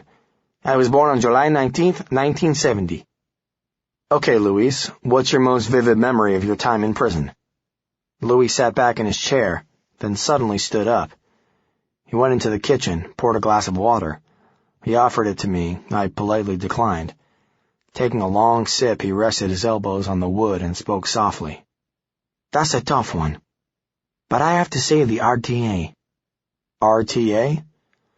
Rehabilitation through the Arts. It's a program they have up in Ossining. They bring in instructors to help us get in touch with ourselves by being creative. Not in a dirty way. I nodded. Go on. Once a year, the inmates, almost all guys in maximum security doing 25 to life, but a few others thrown in the mix, the RTA helps them put on a play. My first couple of years, I made fun of the guys who did it, said prison made them into fags. I noticed Christine's gaze harden, her brow furrowed. So my last year inside, I said, what the heck? If I did it, I might get points for good behavior. So I auditioned for a Kentucky Williams play called The Glass Menagerie. Tennessee Williams, I corrected. What's that? Nothing. Go on. So I auditioned for the part of the gentleman caller. A week later, the director, this big cholo named Willie, who's in for double homicide, tells me I got the part. The gentleman's real name is Jim O'Connor, but the audience don't really know him by that. So we're rehearsing 3 hours a day, really busting our asses. At first, things are kind of jokey, 'cause we have guys playing the part of girls. So in the play, I'm supposed to go out with this girl, Laura, played by my buddy Ralph Francisco. Even go so far as to kiss Ralph on the cheek.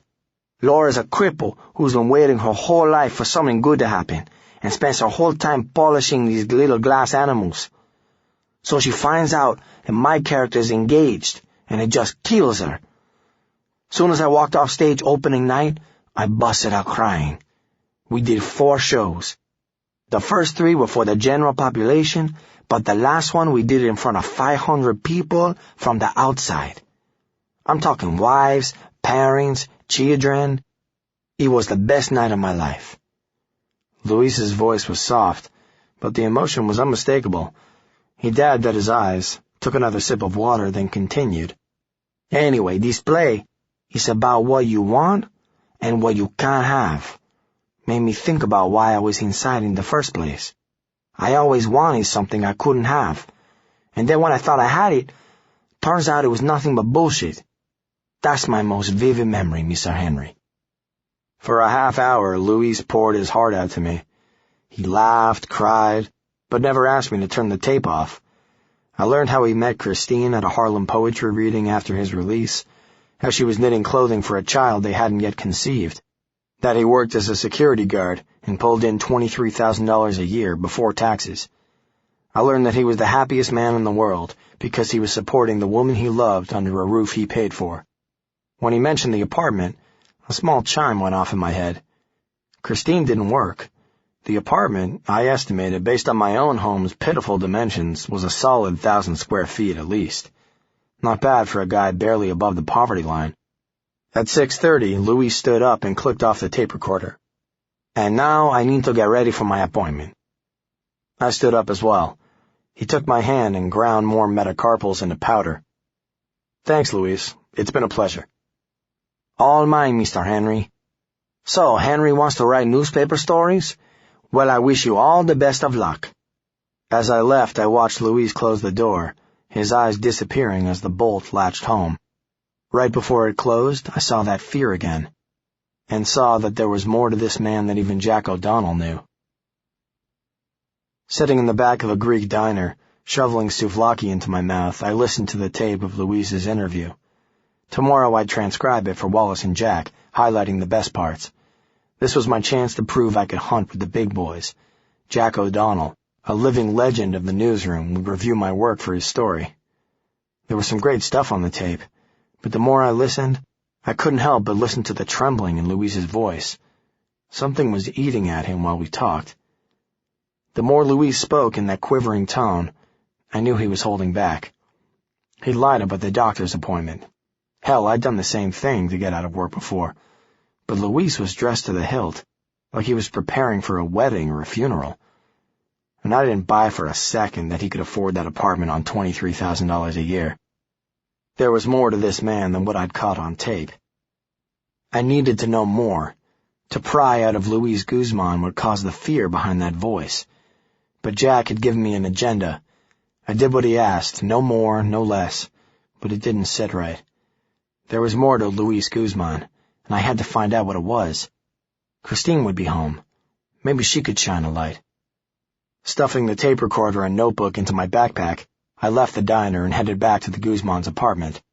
I walked into the building on the coattails of another tenant who was kind enough to hold the door. I only had one chance to do this right. Christine might be reluctant. I might have to lean on her. Tell her it was in Luis's best interests. Hopefully she'd answer me honestly, thoughtfully, and then I could give Wallace and Jack the full picture. The elevator opened and I strode toward apartment 2C, with visions of a firm handshake from Jack O'Donnell and a pat on the back from Wallace Langston. I felt warm, invigorated, and knew I was doing my job right. And that's when I heard the screams. Chapter 6. Christine. She was screaming. And then there was silence. I heard a deep baritone voice from inside apartment 2C. The voice was enraged, but the words were muffled. Then another blood-curdling shriek sent shivers through my body. Christine. I stood in front of the door, afraid to move.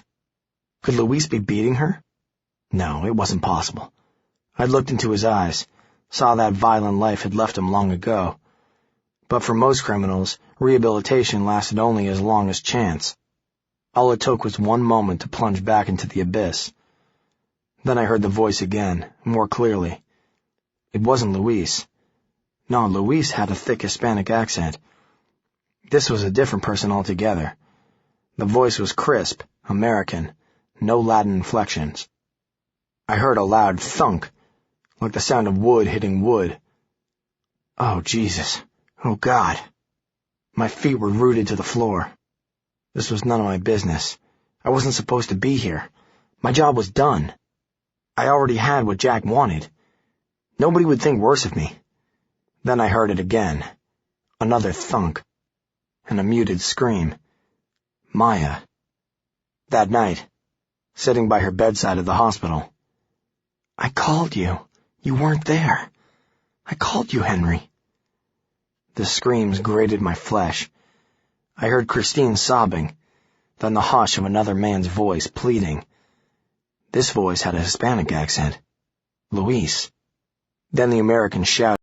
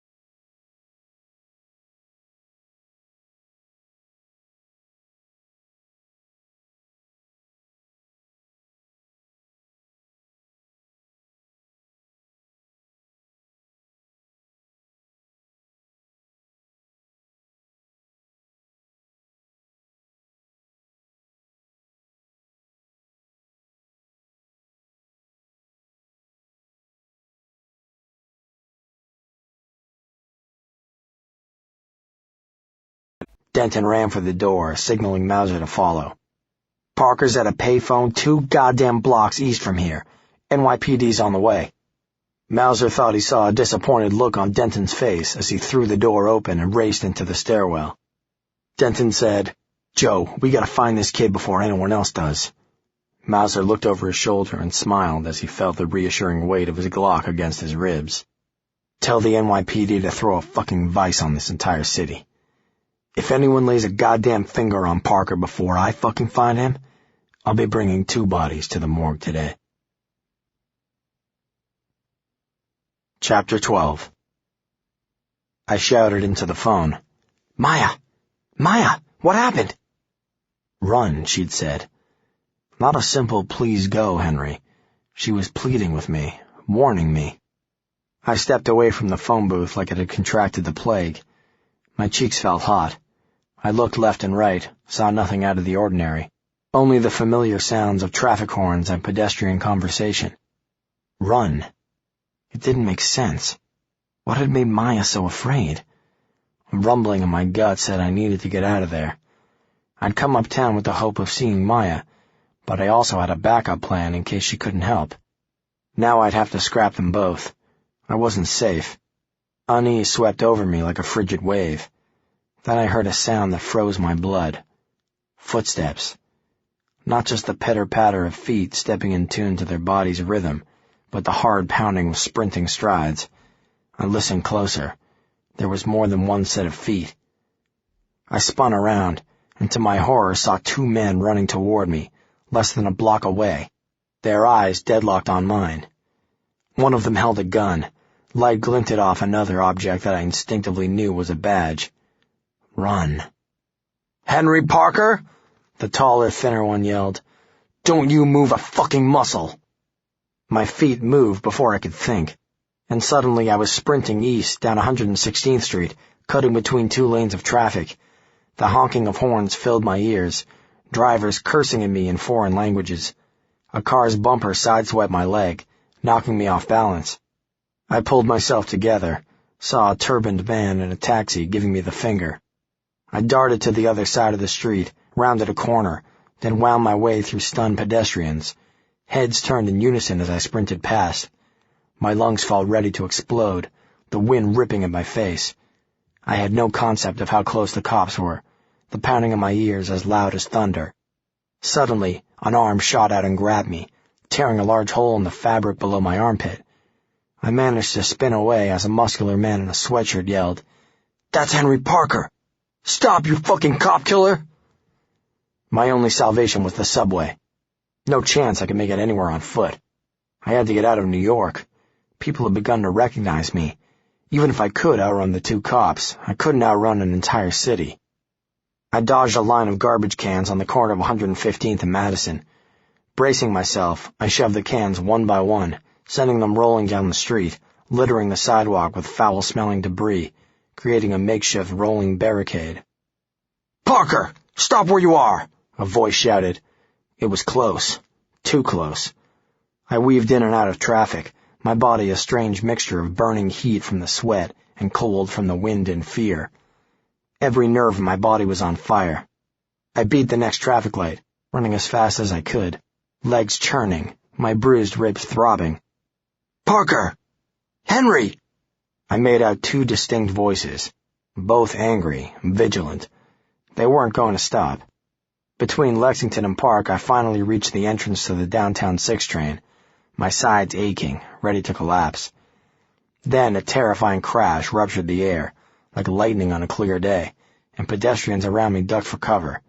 I felt something pinch my leg, like a bee sting. Jesus! What was that? I leapt down the stairs 3 at a time, knocking over a Hispanic woman who called me horrible names. No time for apologies. I slowed down as I entered the station, reached for my wallet. Jumping the turnstile would draw unwanted attention. The station manager would see me, call the transit cops. Finally, my slippery fingers ripped the MetroCard out and ran it through the scanner. Please swipe card again. Oh, God, not now. I swiped it again, and a beep confirmed the fare was paid. Breathing hard, I walked quickly to the end of the platform. trying to stay inconspicuous to strangers buried in newspapers and paperback books. I went to the far end of the platform and ducked behind a column, my lungs heaving. I leaned over the yellow line and peered into the dark tunnel. 2 bright lights were visible, and they were drawing closer. The train couldn't get here fast enough. I looked at my thigh, saw the hole in my jeans, my blood reddening the blue cloth. There was no pain, as though my nervous system had shut down. Oh, God. Please let it get here before they do. Just give me more time. Glancing at the turnstiles, my heart sank as I saw the 2 cops run onto the platform, their eyes darting back and forth. I plastered my body against a grimy pillar, trying to slow down my breathing. I couldn't hear any footsteps. The train was too close, the screeching of metal drowning out all other noise. The first car of the giant metal snake rushed past. The air around me shattered in an instant. Damp hair plastered against my forehead. Come on. Then the train began to slow down, brakes grinding against the tracks, the wind subsiding. When the train came to a halt and the doors slid open, I waited for the passengers to exit, then slid inside the last car. I took a seat next to a young woman in a navy pinstripe suit, wearing headphones, her head bobbing to a silent rhythm. A man across the aisle was reading a folded newspaper. Neither of them looked at me. I took slow breaths, my heart rate mercifully dropping. I exhaled as the doors began to close. I knew exactly where to go next. It would only be a short few minutes before I got there. Then, right before the doors sealed shut, they sputtered open. Someone was trying to enter the train at the last second. Nobody in my car was holding the doors, so I stood up and peered through the window pane into the adjacent car. No. 2 pairs of arms were prying the door open like spiders caught in a Venus flytrap. I recognized the glint of a badge, then saw the faces through the window. The cops were coming inside. Trying to act casual, I stood up and inched toward the opposite end of the car. The conductor's scratchy voice came over the loudspeaker. "Let's go, people! There's another train right behind us!" I had no time to think. When the doors opened again, right as the cops entered the train, I bolted back out onto the platform. I sprinted toward the subway entrance, noticed a gun barrel jammed between another set of doors. The cops had seen me leave and were trying to pry their way back out into the station. The conductor's irritated voice echoed once more as the subway doors again flung open. The cops spilling back out onto the platform, less than 20 feet away from me. Run. I followed the exodus of people who'd gotten off the train at 116th, ducking between 2 men, then sidestepping a woman lifting a baby carriage. I ran up a flight of steps to the upper platform. The musty smell of spilled coffee and extinguished cigarettes coated my nostrils with every sharp breath. The entrance to the street loomed just past the turnstiles, but I wouldn't make it outside. The cops had surely called for help. Any minute now they'd be circling the station like sharks aching for blood. In this situation, evasion was better than confrontation. I ducked into a newspaper kiosk and grabbed the nearest magazine. Penthouse. Whatever. I splayed the pages open, standing just behind the soda cooler so I was out of sight. Peering over a picture of breasts the size of beach balls, I watched the cops scamper up to the platform. They spoke in staccato bursts, gesturing wildly around the station. Then the younger one pointed to a mass of people walking up the stairs to the street. They ran toward the exit, shouting and elbowing past frightened commuters. When they disappeared from view, I collected myself and slowly walked back down to the lower platform. Another train was just pulling into the station. I stepped behind a pillar, just in case, and waited. The train stopped. The doors opened and I stepped inside. When the doors closed behind me and the car began to move, I knew I was alone. I took a deep breath and sat down. An elderly woman seated across the aisle eyed me with contempt, shaking her head with disdain. Could she know? Then I looked down and noticed the Penthouse still in my hands. I smiled, shrugged my shoulders, and held the mag up for her to see. "Sorry," I said. "Thought it was Newsweek." Chapter 13. It took everything Blanket and Charlie had not to turn around, to simply stare at the man following them. Blanket looked to his right, saw Charlie biting his lower lip, and knew they were thinking the exact same thing. Mere steps behind them was the most brutal and cold-hearted killer they had ever known. And for men in their profession, they'd known every cutthroat, backstabbing, soulless bastard to walk the earth. But he was different. He scared the life out of two men who'd grown up frightened of nothing. The musty smell of the basement had grown all too familiar this morning. Blanket listened to the footsteps behind him, the enigma nearly silent. He had only seen the man briefly, opening the front door to let him in, and was now doing his very best to hide his quickening heart rate and sweaty palms. "Almost there," Charlie's voice rang out. A pointless statement, Blanket thought, said just to see if the man would respond. "Watch your head," said Blanket, ducking under a swinging bulb. He eyed Charlie again. They shared a smile.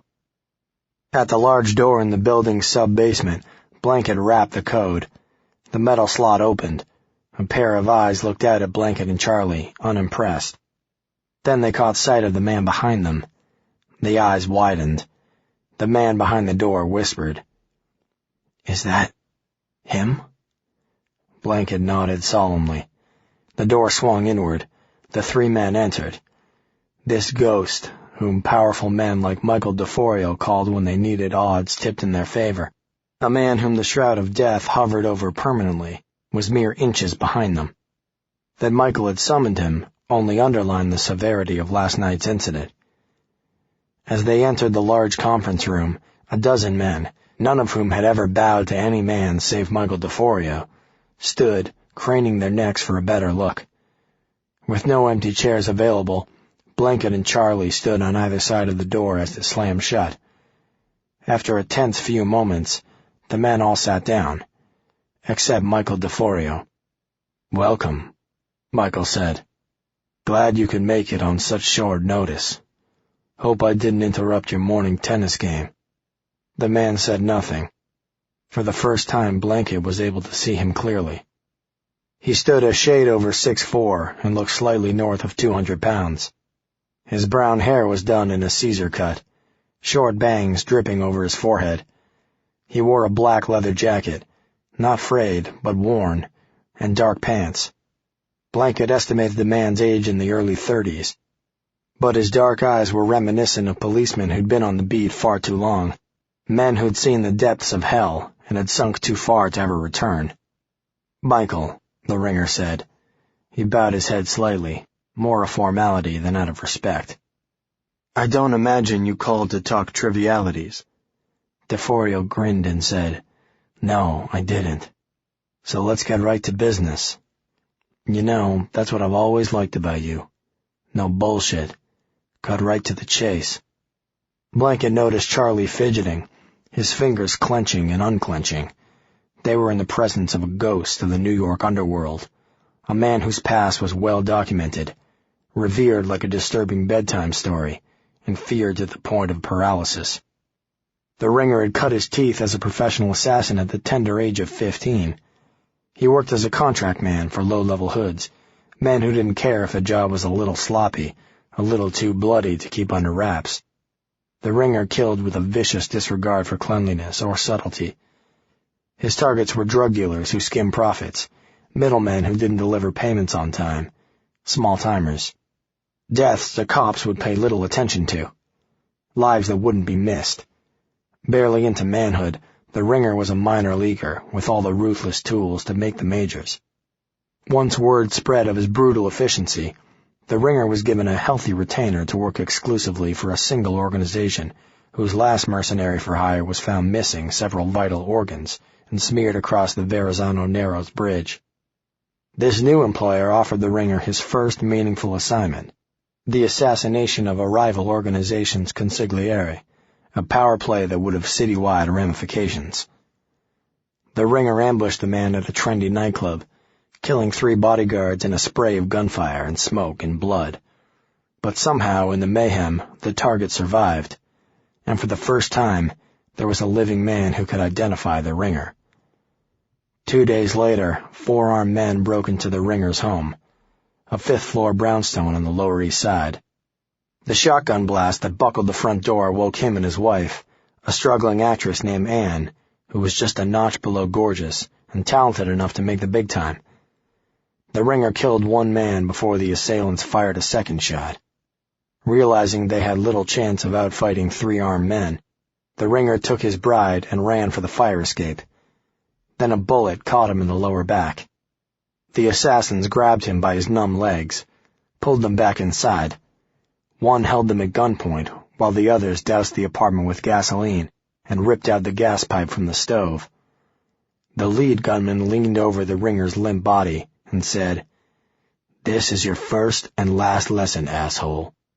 Then he put the barrel of the gun to Anne's head and pulled the trigger. The ringer took another bullet in the chest.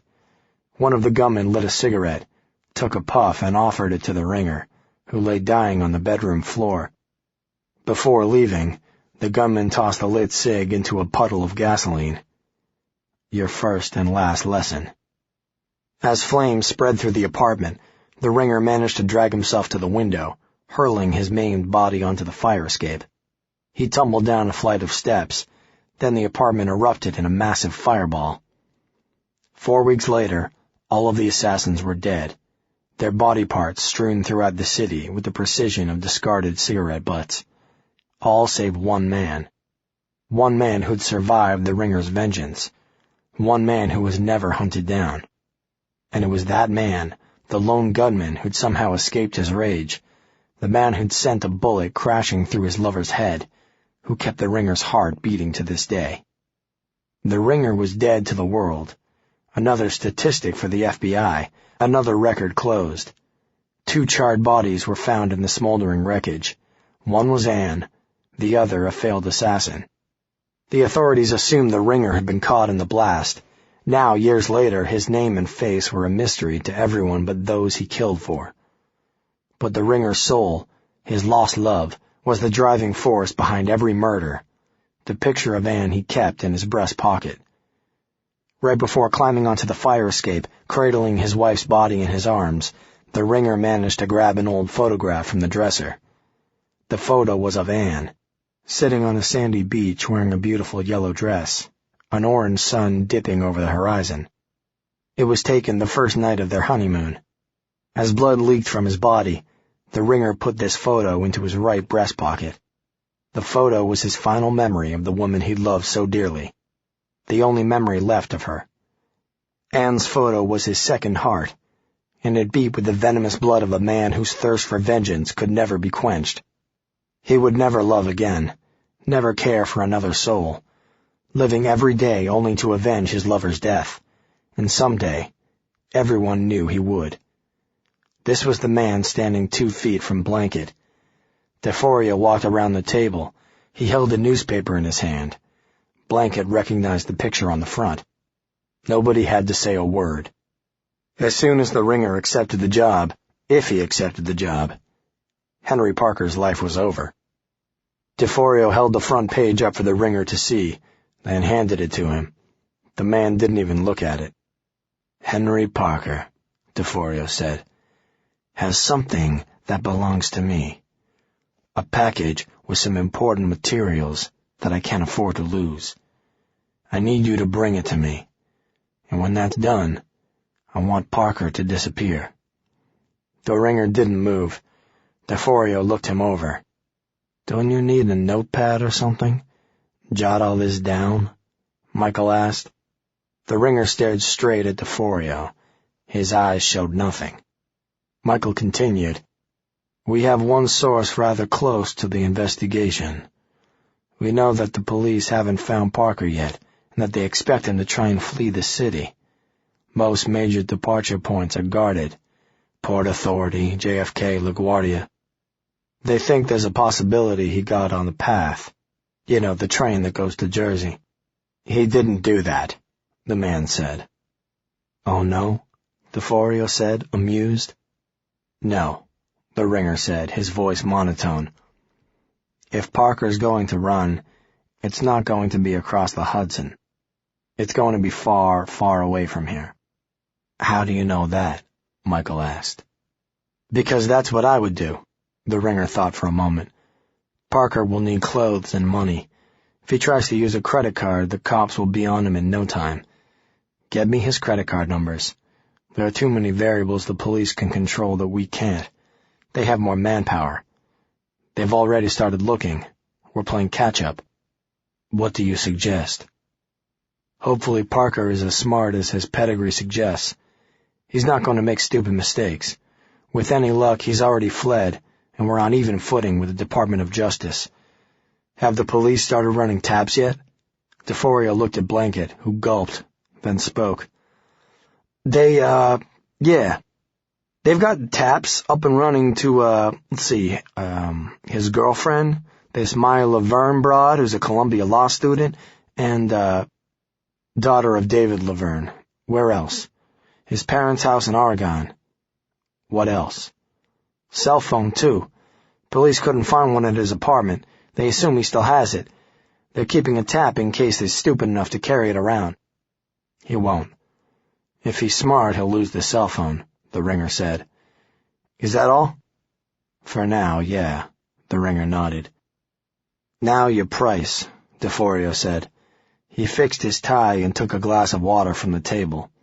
He put it to his lips, but didn't drink. The room was silent, half the eyes on the ringer, the other half on DeForio.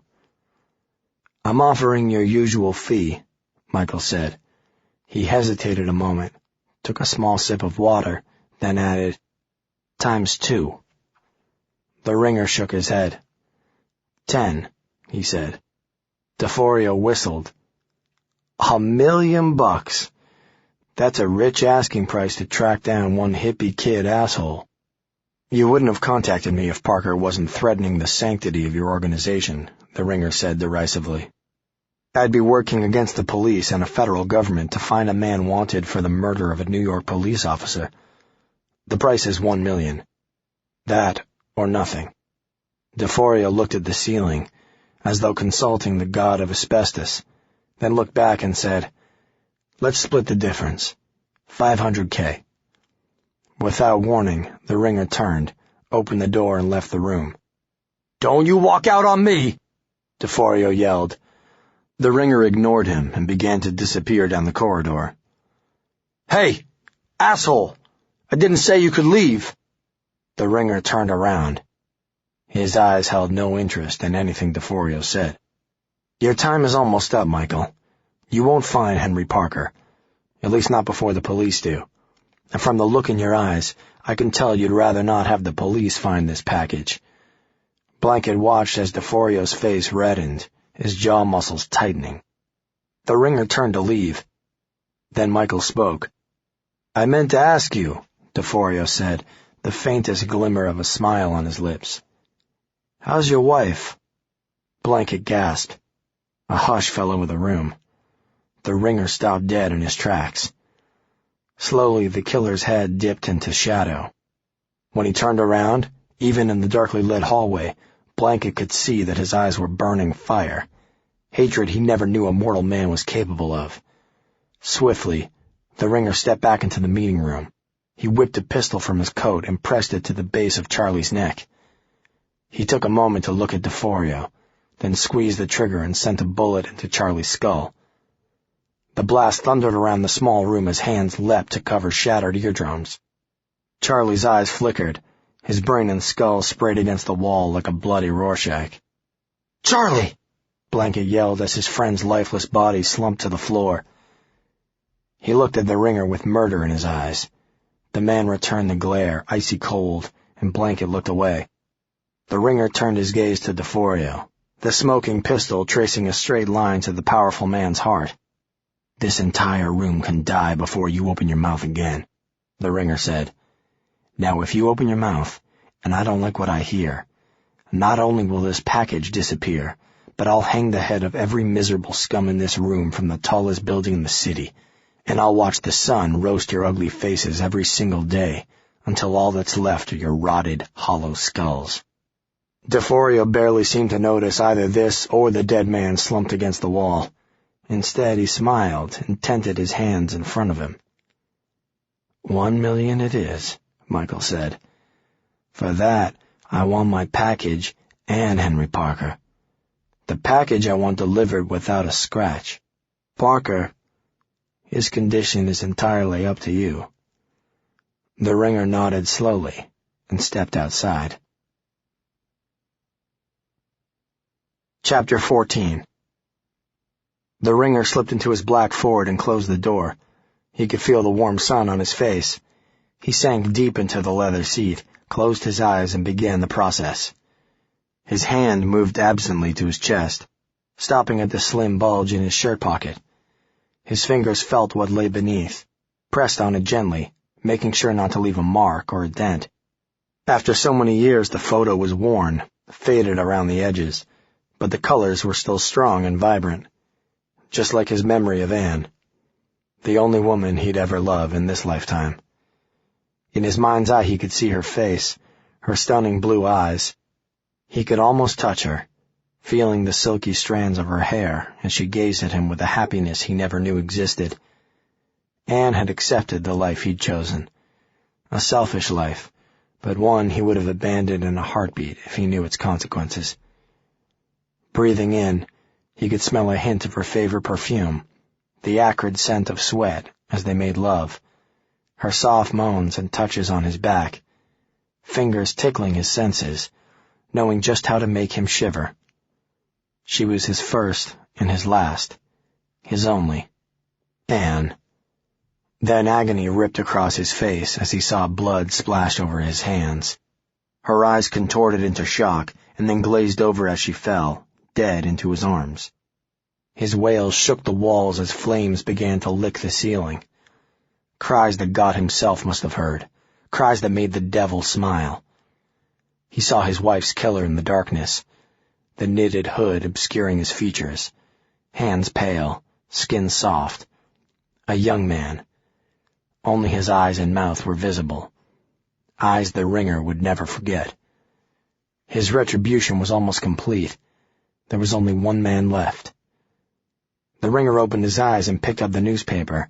He looked at the photo of Henry Parker, just 24, already a killer, just like him. In his mind's eye, the images slowly merged and became one, Henry's face transposed as Anne's killer. When he was finished, the shrouded face of the man who'd killed his wife was replaced by Henry Parker.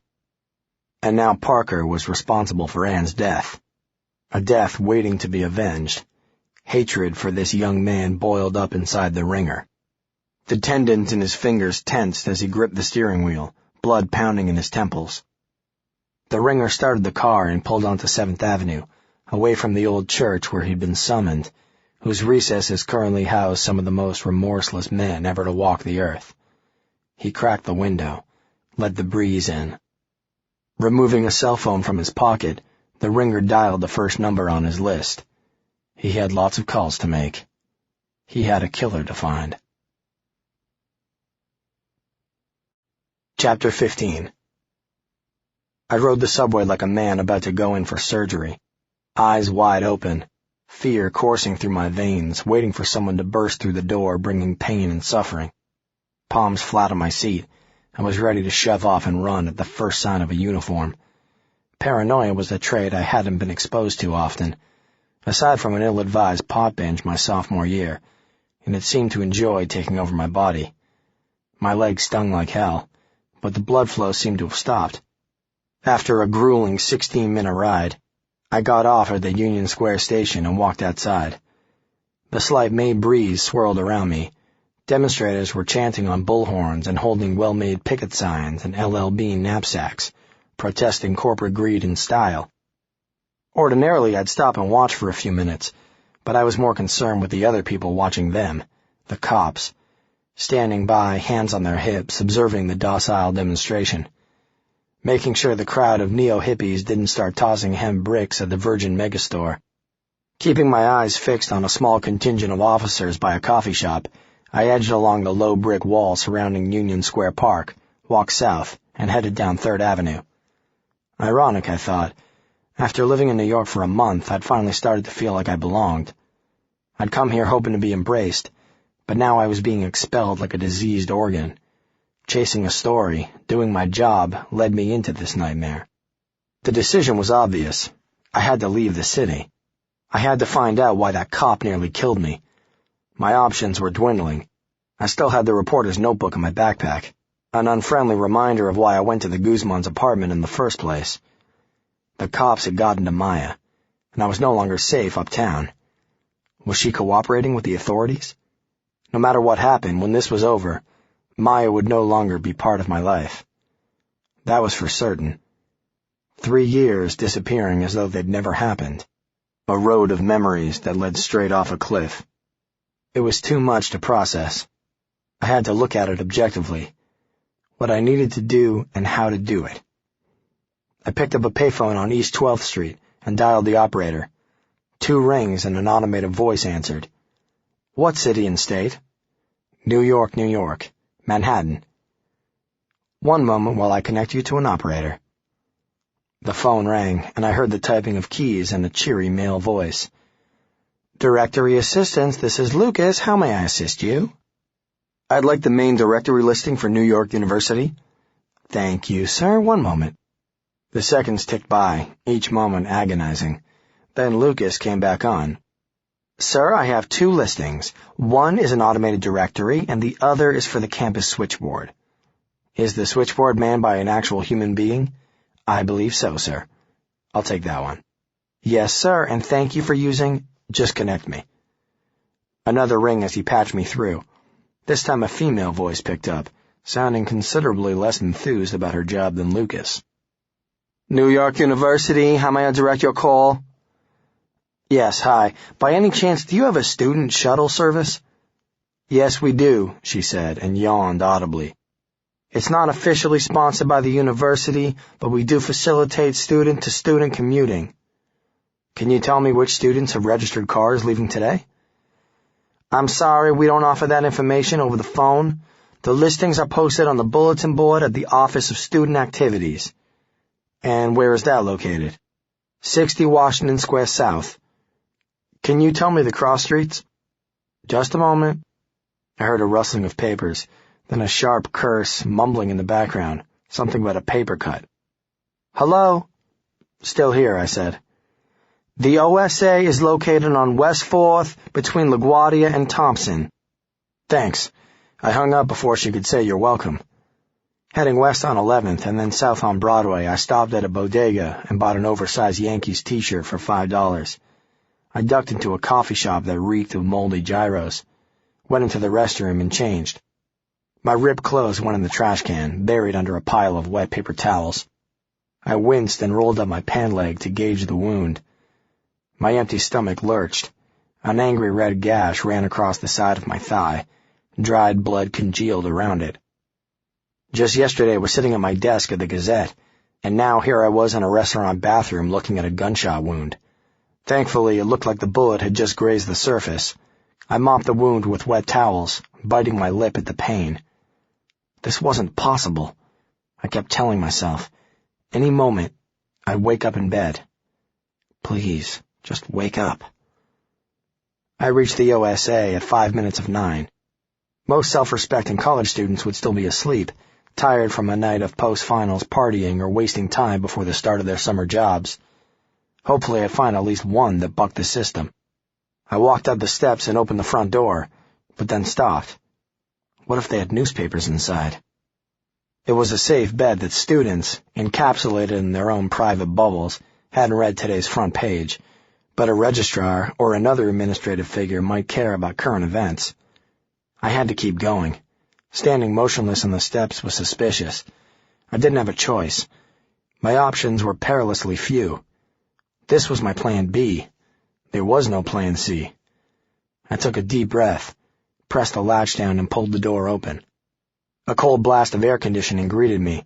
Several students sat on a green couch held together by electrical tape, reading magazines they didn't seem very interested in.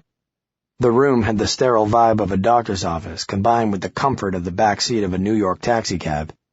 I approached a portly guy pretending to read Harper's Bazaar, his eyes lingering on the well-endowed redhead across the room instead of last summer's fashion trends. "Excuse me," I said. He lowered the magazine and leered. "Do you know where they post the student shuttle listings?" "No, sorry." He picked the mag back up and commenced fake reading. "They're down the hall to your left, right before the registrar's office." I turned to see the redhead smiling at me. She was reading a paperback with the cover torn off. The word desire was visible on the spine. I pointed down the hall she was referring to, and she nodded. You can't miss it, she said. The red tickets are for day trips, blue are for overnighters. Where you headed? Home, I said. Thanks. No problem, she said, her eyes wide, as though expecting more conversation. I grabbed a student newspaper and followed the hallway, hiding my face behind the pages as I passed a row of offices. Scraps and postings covered the light blue walls, hanging desperately on bent thumbtacks and staples. I casually glanced at a few. Table and chair sets for sale. One used rug, green. 3 Siamese kittens looking for a home. Then I found it. A wooden rack with about 24 slips nestled inside, half red, half blue. A name was printed on each. Underneath the name was the student's destination. Underneath the destination was the date and time each student was departing campus, along with how much money they expected their passenger to contribute. Most asked for gas, but some expected meal money and/or room and board in case a hotel stopover was needed. I started with the blue batch, which were apparently longer trips. 3 were driving to California, 2 to Seattle, some miscellaneous trips to Idaho, Nevada, and Oregon. I considered Oregon for a moment, debated taking a chance at going home. No way. The cops would be waiting for me to contact my parents. Luckily, I had no intention of doing so.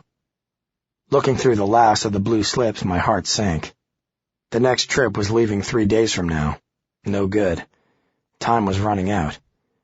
I replaced the cards, smiling at a heavyset woman who lumbered past me with a stack of manila folders under her arm. I took the batch of red slips, which were for short or day trips. If I didn't find what I was looking for here, the path to New Jersey was a possibility. I really didn't want to be anywhere near New York, but getting out of the city was priority number 1. As I went through the red batch, my hopes began to sink. Nobody was leaving today. The phrase Plan C echoed in my head, but unlike Plans A and B, the words rang hollow. Kevin Logan leaves 5:28, 12 p.m. Montreal, gas, meals. Samantha Purvis leaves 5:30, 10 a.m. Amarillo, Texas, gas, easy pass. Jacob Nye leaves 6:04, 3 p.m. Cape Cod, gas. Then, right as I was about to give up, I saw the second to last slip. Amanda Davies leaves 5:26, 9 a.m. St. Louis, gas, tolls. At the bottom of the slip, she'd left 2 phone numbers, apartment and cellular, for interested parties. I checked my watch. 8:57 a.m. Amanda Davies was leaving in 3 minutes. I dashed outside, through the waiting room and past the redhead, hurtling down the block where I stopped, breathless at a payphone. My leg was aching and my ribs throbbed. Tune it out. Sweat, once dried on my skin, was now oozing from my pores. I picked up the receiver. My watch read 8:58 and reached into my pocket for change. In my palm lay a dime, 2 nickels, 3 pennies, and multicolored lint. I didn't have enough money for a goddamn phone call. I took a breath, debated for a moment, and dialed 1-800-COLLECT. Last year, after my cell phone was stolen from my dorm room, I'd registered a calling card for emergency use. The fees were so astronomical I'd only used it once, drunk dialing Maya after a party where I accidentally dropped my new cell phone into a vat of spiked punch. When prompted, I punched in the calling card number, then Amanda Davies' cell phone number. My watch read 8:59. I wasn't going to make it. A friendly voice came on the line. Thank you for using 1-800-COLLECT. May I discuss our new long-distance plan with you? No, thanks. Just connect me.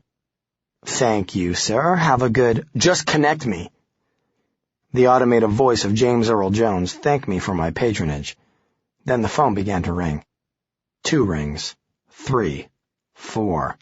I tried to match an image to Plan C. Still nothing. 5 rings. I was about to hang up the phone. Then, with the receiver a fraction of an inch from the hook, a female voice came over the earpiece. Hello? I brought it to my ear and said, Hello? Yeah, who's this? Amanda Davies? Yes, who is this? Amanda, thank God. I got your number from the student shuttle posting in the OSA. Are you still driving to St. Louis this morning? I'm in my car right now. Shit. Listen, would you still be willing to take a passenger? Depends. Where are you? I'm on West 4th, somewhere on LaGuardia. What's your name? I hesitated. It's Carl. Carl Bernstein. Well, Carl, I'm in a red Toyota on 9th and 3rd in front of the Duane Reade. I'm running into Starbucks to get a cup of coffee. If you're here by the time I get out, you're in. Otherwise, I'm gone. I'll be there. That's up to you. Click, then a dial tone. I dropped the phone and sprinted east. The muscles in my side began to tighten, a cramp settling in. Pain lanced through the wound in my leg. Hopefully there would be a huge run on mochachinos. Maybe the espresso machine would explode. Anything to give me more time. I prayed, running as fast as I could, my leg feeling like an iron fork was being repeatedly jabbed into it. I got to the Duane Reade at 9:06, doubled over to catch my breath, had to refrain from dry heaving. As I surveyed the cars parked on the street, my heart skipped a beat. There was an empty spot directly in front of the drugstore, big enough to fit a car. Please, no. I stepped into the space, frantically looking at the adjacent few cars, hoping to find Amanda's red Toyota. Fuck! I shouted at the top of my lungs, all my frustrations escaping in a single wretched outburst, all the pain and horror and shit that had suddenly fallen on me like a ton of bricks, leaving me devastated. Amanda Davies had left. I was too late. I collapsed on the curb, head in my hands, warmth spreading through my cheeks. My self-pity needed a minute to ferment. I had no other plans, nowhere else to go, nobody to turn to. My life was over. There was no salvation.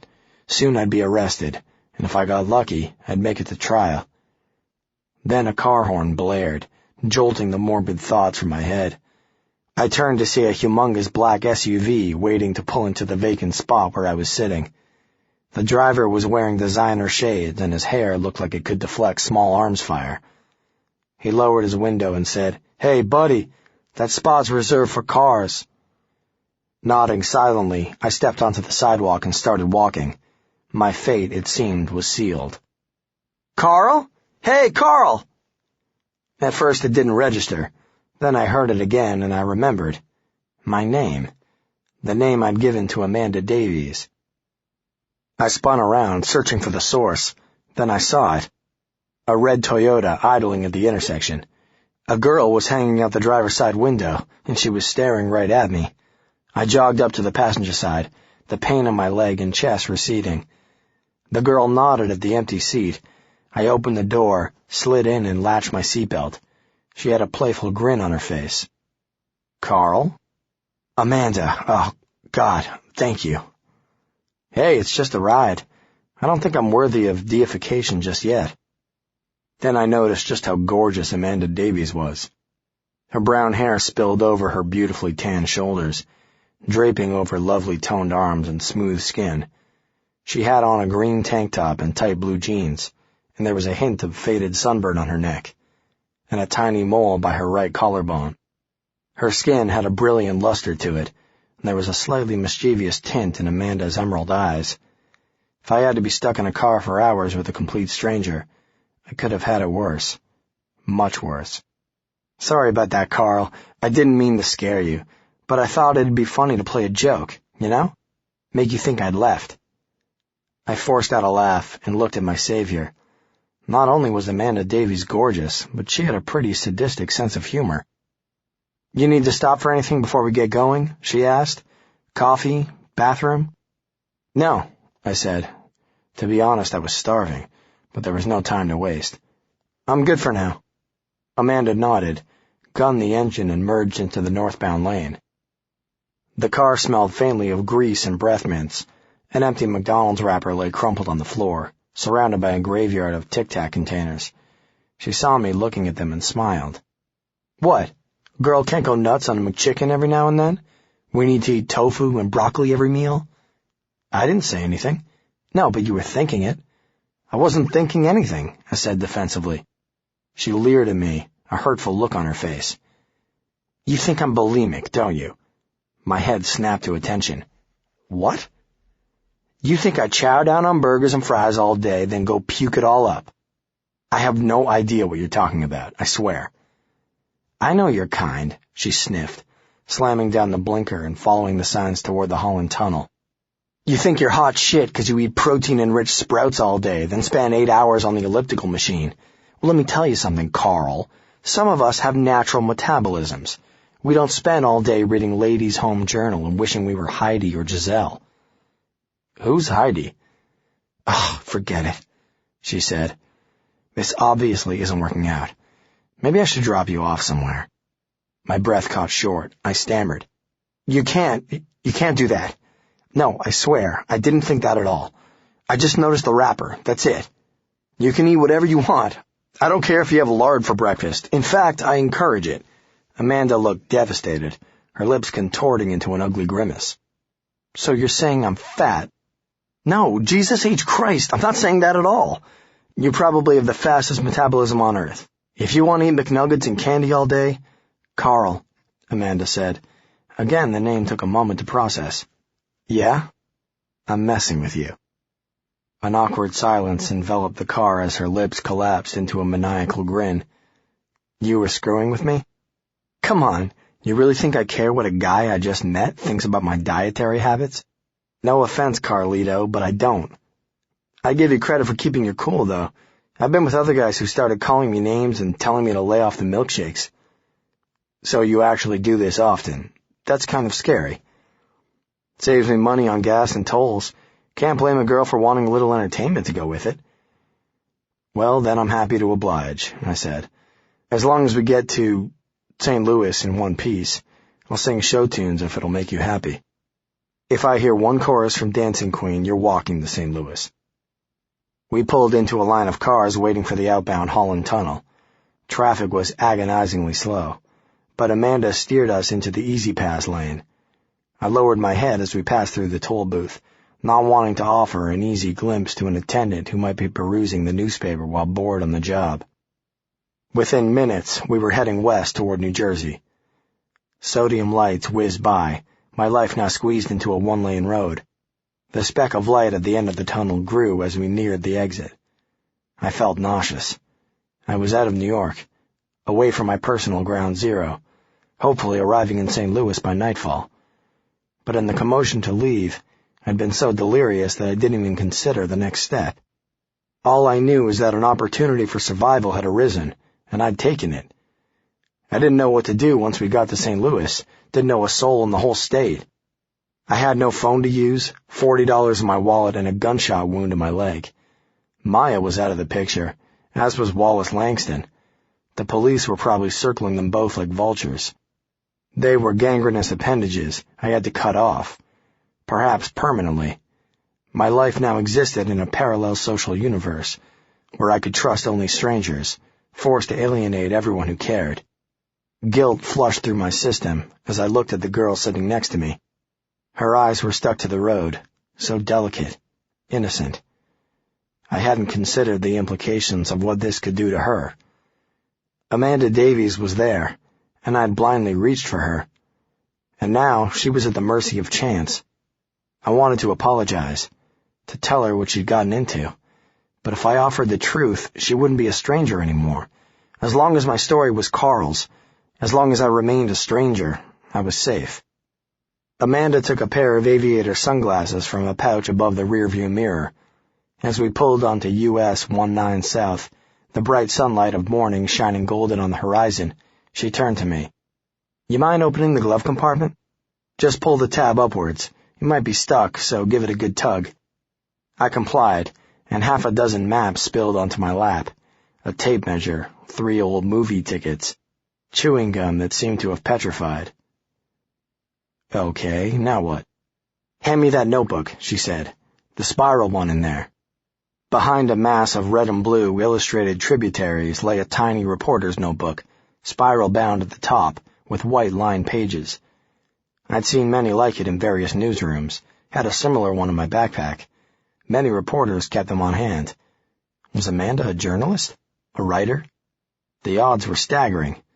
But who else kept a notebook in their glove compartment? She took it from me and flipped to a clean page, then bit the cap off the pen while balancing the pad on the steering wheel. Then she began to write. Hey, I said, watching the 2-ton vehicles whizzing by in a blur on either side of us. Isn't the first driving commandment keep thine eyes on the road? She said, I do this all the time. I nodded, as though I'd seen this kind of motor vehicle behavior 1,000 times. My hands, however, firmly gripped the armrest in the event she was lying. So how long's the drive to St. Louis? I asked. She stopped scribbling. Depending on traffic, between 12 and 14 hours. And you can make that in one sitting? She looked at me as if I'd asked her if her hair color was real. I've done it 100 times. We might need a pit stop or two for coffee and bathroom breaks, but we should be there by midnight. You'll have to let me know ahead of time where I'm dropping you. Will do. A moment later, she added, So I'm guessing your clothes are all there? Huh?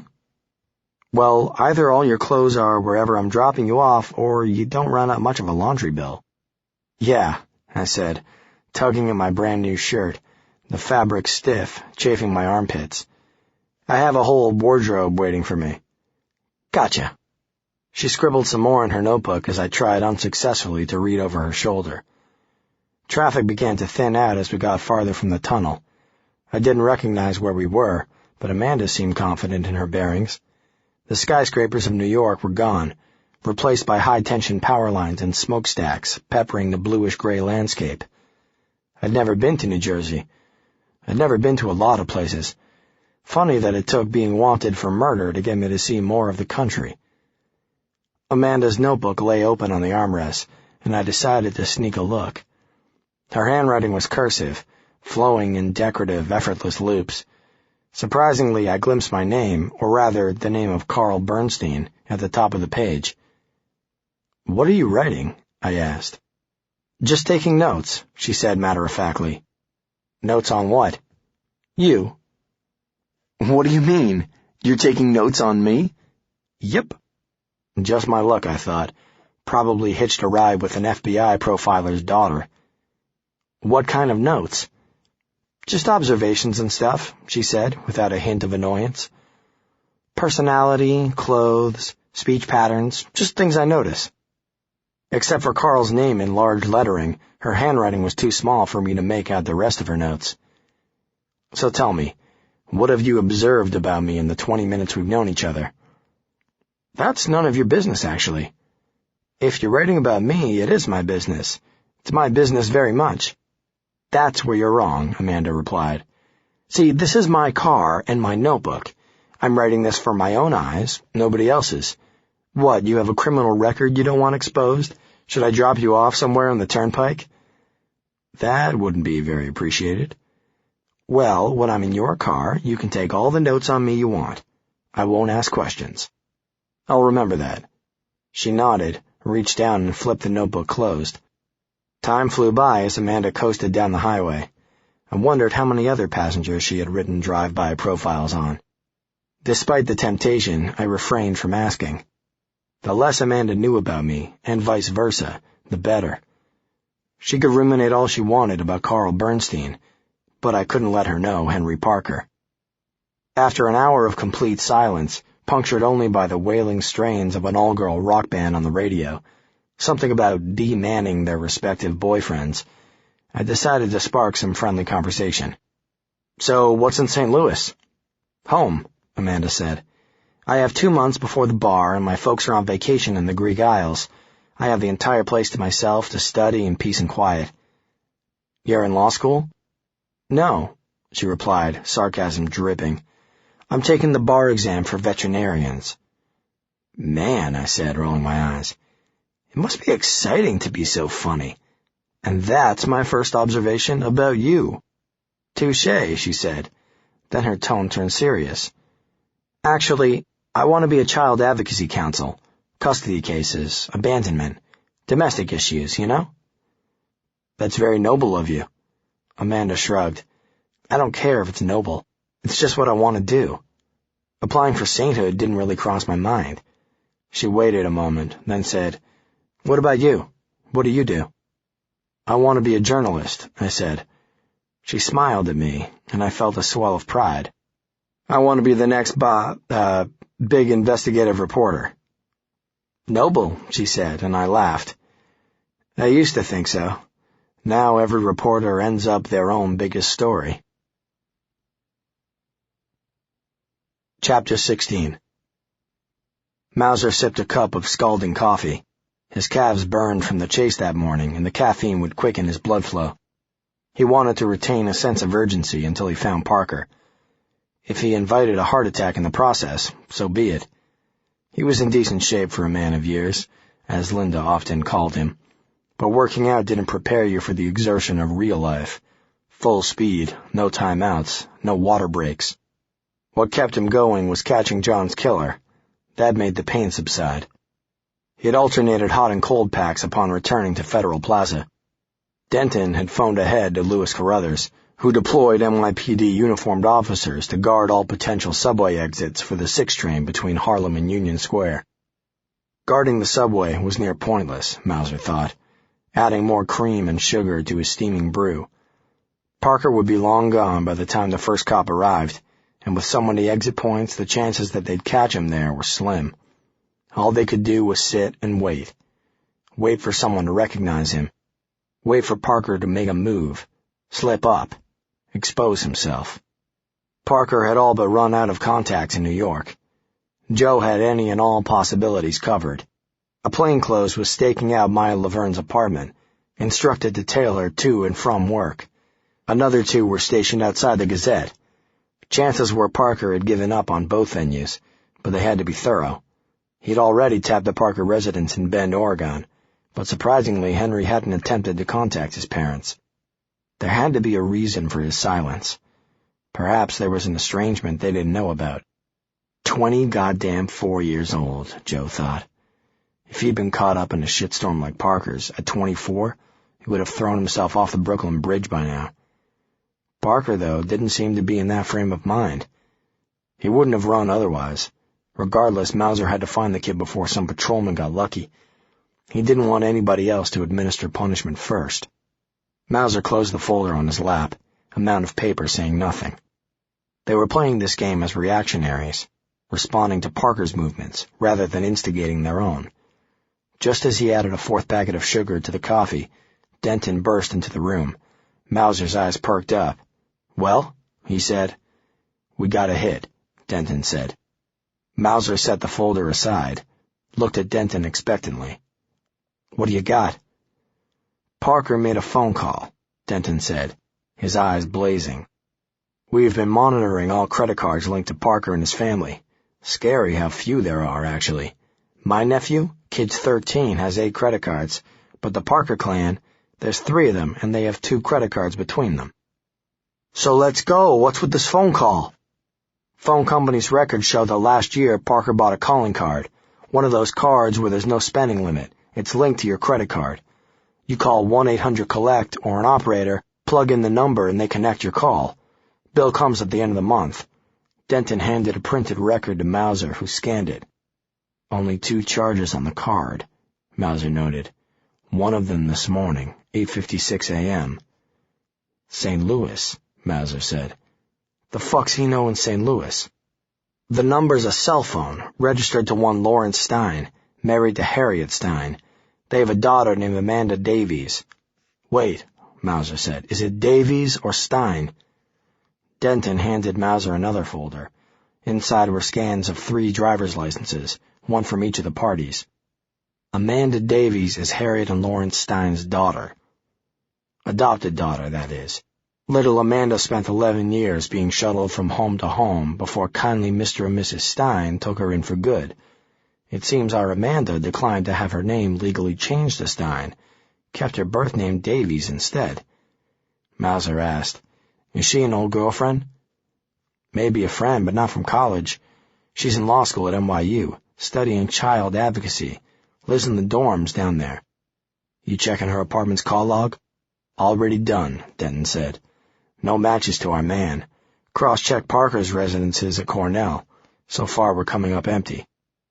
Mauser rubbed the stubble on his chin. He needed a shave badly. Needed sleep and a hot shower. He'd hoped to have Parker by now. Every moment John Fredrickson's killer lived ate away at Joe from the inside. The hunt steeled his resolve while gnawing away at everything else. Davies. Is it possible Parker was seeing her on the side, taking a little extracurricular pokey without Maya Laverne knowing? Doubtful, Denton said, pouring a cup from the pot. He took a sip and grimaced, leaving the cup for dead on the tabletop. Denton continued. Let's look at it from Parker's perspective. You're new to the city, looking for your career break. David Laverne's someone you want on your side, or at least not want to piss off. Would you cheat on his daughter? You might get your rocks out for a few minutes, but if Daddy found out about it, you'd have trouble hailing a cab without getting a summons. And you can bet any public defender assigned to him will give him a defense worthy of the worst bus-stop ambulance chaser. Mauser thought for a moment, then said, Check Parker and Davies' phone records going back the last 5 years. Parker's desperate, grasping at straws. There's a chance he reached out to Davies because she was the only option. There's something else, Denton said. Yeah? We ran a trace on all credit cards registered to Amanda Davies and Harriet and Lawrence Stein, new purchases, etc. And? Mauser said, failing to keep the anxiousness out of his voice. We got a hit on an easy pass going through the Holland Tunnel at 9:27 this morning. Mauser furrowed his brow, surprised. They're going to Jersey? Denton seemed to change his mind about the coffee, picking it off the table and taking a deep swallow. He grimaced again. God, this is some terrible shit. It's doubtful Jersey's their final destination, but if you're headed to St. Louis to visit the lovely Stein family, the Holland Tunnel's how you leave the city. Right now, all we can do is keep track of the easy pass. If we get more hits, or Amanda makes any credit card purchases, we'll be on top of it. If it looks like she's heading to St. Louis, we'll be on the first flight out there. Sounds awfully sketchy, Mauser said. That's 'cause it is. Denton stood, picked up his nearly full cup and tossed it in the trash. Fucking worst coffee I've ever had. He sat back down and looked at Mauser. Denton's eyes seemed to be searching for truth without asking for it, as if waiting for Mauser to shed some light he hadn't been able to find on his own. Mauser stayed stone cold, giving away nothing. Denton was in this for his career, nothing more, and while Joe could use that to his advantage, the case was personal to him, and him alone. So, Denton said, breaking the silence, we haven't talked about this, but how are you holding up? Mauser shook his head, ran his fingers through his hair. His eyes were bloodshot, clothes so heavy they weighed him down. Sleep was out of the question. His brother-in-law, one of his best friends, one of his only friends, was cold on a slab in a basement, his heart punctured by a bullet, shot by a stranger. A man who didn't know his family, didn't know Linda, a goddamn junkie whose only use to society was as an organ donor. Mauser could feel hatred coursing through his veins, lighting his nerve endings until he was ready to explode. But he held it in, let the rage out through his gnashed teeth and clenched fists. Mauser knew as well as anyone that you didn't work smarter when fueled by anger. Mistakes would get in the way. Precision over passion. Let the pain boil just below the surface. Let it simmer a while. You'll know when it's time to let it boil over. Joe stood up, tucked Parker's file underneath his arm.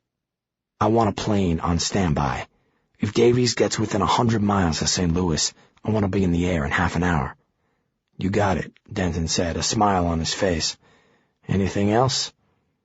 The Stein's residence in St. Louis. I want phone taps. Done. Mauser said, as of right now, Amanda Davies is our #1 lead. Keep a lock on her easy pass.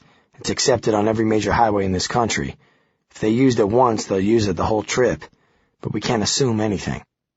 I don't want to end up in St. Louis, find out he was wishing her happy birthday and managed to catch a ferry to the Azores. Parker's got a limited supply of cash, so keep his credit cards active in the event he tries to hit an ATM. What about that package the Guzmans mentioned? The drugs. Christine Guzman said he stole a bag of dope, carried it out in some sort of briefcase or knapsack. She said he left the crime scene with it last night. We don't even know if he still has it. Parker could have stashed it anywhere. A train station or bus terminal locker, Mauser said. The dope is secondary. Once we have him, we'll find it. Denton didn't seem relieved by this. John was killed over that dope, Joe. Maybe if we find it, we'll get a lead on Parker. Mauser shook his head. Right now, we're looking for Henry Parker, not a fucking dime bag. We'll find the dope, the pot of gold at the end of the rainbow, Elvis, JFK, and any other shit he stole once we get him. But right now, Parker has precious few friends and seems smart enough not to give himself away. We're gonna have to be creative. Denton nodded, headed for the door. Mauser's arm lashed out, catching the younger man's shoulder.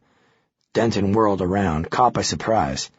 Mauser's grip tightened, feeling Denton's bones shift beneath the skin. But make no mistake, right now, Amanda Davies is a possible accomplice to murder. If I think they're heading west, I want to be in the air before the next commercial break. If anyone gets to Henry Parker before we do... Denton's face paled. Mauser could tell he understood. They won't, he said. We'll be there first. When Denton left the room, Joe locked the door and picked up the phone. He took a long breath, felt a weight descending behind his eyelids. He dreaded this, dreaded every second speaking to her. Parker had done this to him. He'd made the simple activity of talking to his sister an event to be feared. After a moment, when his breathing slowed, he dialed. Part of him hoped nobody would pick up. Out of sight, out of mind. His heart fluttered when he heard her voice answer with a tired, "Hello? Linda, it's Joe." "Joe," his sister said, her voice heavy. She sounded sedated. "How are you?" "I'm okay, Lynn." "It's good to hear your voice, Joe. These people won't stop calling. Newspapers and reporters. Goddamn vultures." "Maybe you should book a hotel for a few days," Mauser said. "The department would pick up the tab." He could almost hear her shaking her head on the other end. "The kids need to be able to reach me. I don't want to hide. I don't want to upset their lives any more than they already have been. The kids will be fine, Lynn. You need to take care of yourself." He heard a wistful laugh on the other end. Then Linda began to sob. Joe felt his cheeks go flush as his sister wept for her lost husband. "Linda?" he said, his chest contracting, hot tears filling up his eyes. "Lynn, please talk to me." She blew her nose, a pitiful rattle. "Funny," Linda said. "It was always John who said he'd take care of me. He never said anything about me taking care of myself. I guess I just believed he'd always be there. And I wouldn't have to worry. Why do you have to leave me? Jesus, Joe, I loved him so much." Mauser felt a tear slide down his cheek, sobs racking his throat. "I know you did, Lynn. I did too. I know it's no consolation, but I'll be there for you. Now and always." "Thanks, Joe. I know you will. You want me to come over?" "No," she said with an air of finality. "I need to be alone right now. I know that sounds selfish since he was your family too, but I need this. Do you understand? Please tell me you do." Mauser said he did. "Can I do anything for you? Bring you anything?" "You can do one thing for me," Linda said. Mauser felt a chill run down his spine. "Name it." "I want you to kill the man who killed my husband. I don't care what it takes, Joe. You find him, and you fucking cut his head off." "Lynn, I know," she said. "Thanks for calling, Joe. I'll talk to you soon. I love you." The words leaked from his mouth like a balloon's final gasp of air. "I love you too." Mauser put the receiver down. He dropped his head into his hands as convulsions of sadness and rage seized his body. When Joe looked up, his vision was streaked, his eyes burned. For Linda, he thought. For me. Chapter 17. The ringer sat baking in his car, going over the conversation in his head. He'd just spoken with the Arab deli owner, confirming that the man had, in fact, seen and scared off Henry Parker that morning. "Just picked up my bat," the man said. smacking the wooden mallet against his palm. The ringer held his hands up in mock surrender. And the cocksucker ran out of here lickety-split. You know, one of the greatest things about this country is baseball. This Parker fellow probably saw it in my eyes. If I was born here, I would have made the majors. I would have thumped him a good one. The ringer placated the man for a minute, then returned to his car. He tuned the radio into 1010 Winds, where a rumor was circulating that the cops had found Parker, and lost him, in the area nearby Columbia's campus. Maya Laverne. The cops were all over her by now. Why had Parker gone uptown and risked capture? There had to be a reason besides the girl. He was resourceful. There had to be another angle. Parker was born with a pedigree that had been run over by a Mack truck, but still managed to work himself into an Ivy League school, pulled good grades, and landed a job at one of the country's most respected newspapers. He was a pull-yourself-up-by-the-bootstraps archetype. The ringer hated them, hated chasing them. If forced into self-reliance early on in life, one's abilities in that regard would only mature with age. Knowing this, it was probable Parker had fled the city, and the cops were searching for a needle in an empty haystack. That boded well. At least he was on equal footing with the cops. He opened his notebook and wrote down every conceivable route out of New York he could think of. He crossed off the airports and bus terminals. It was impossible for Parker to get past security. Subways were a problem, but they could only take him within the 5 boroughs. From what DeForio and Blanket said, Parker had no reliable contacts in New York other than his employer and girlfriend. His employer was Wallace Langston, editor-in-chief of the New York Gazette, the same paper that had, reluctantly, he was sure, run a front-page story about John Fredrickson's murder that morning. In a letter from the editor, Langston himself referred to Parker as a young employee who'd met their hiring expectations with flying colors and had exhibited no hostile, let alone homicidal, tendencies. Then adding, the Gazette will do anything and everything possible to bring all the facts to light, without any bias or prejudice. If Langston made any attempt to aid Parker, his paper would be in jeopardy.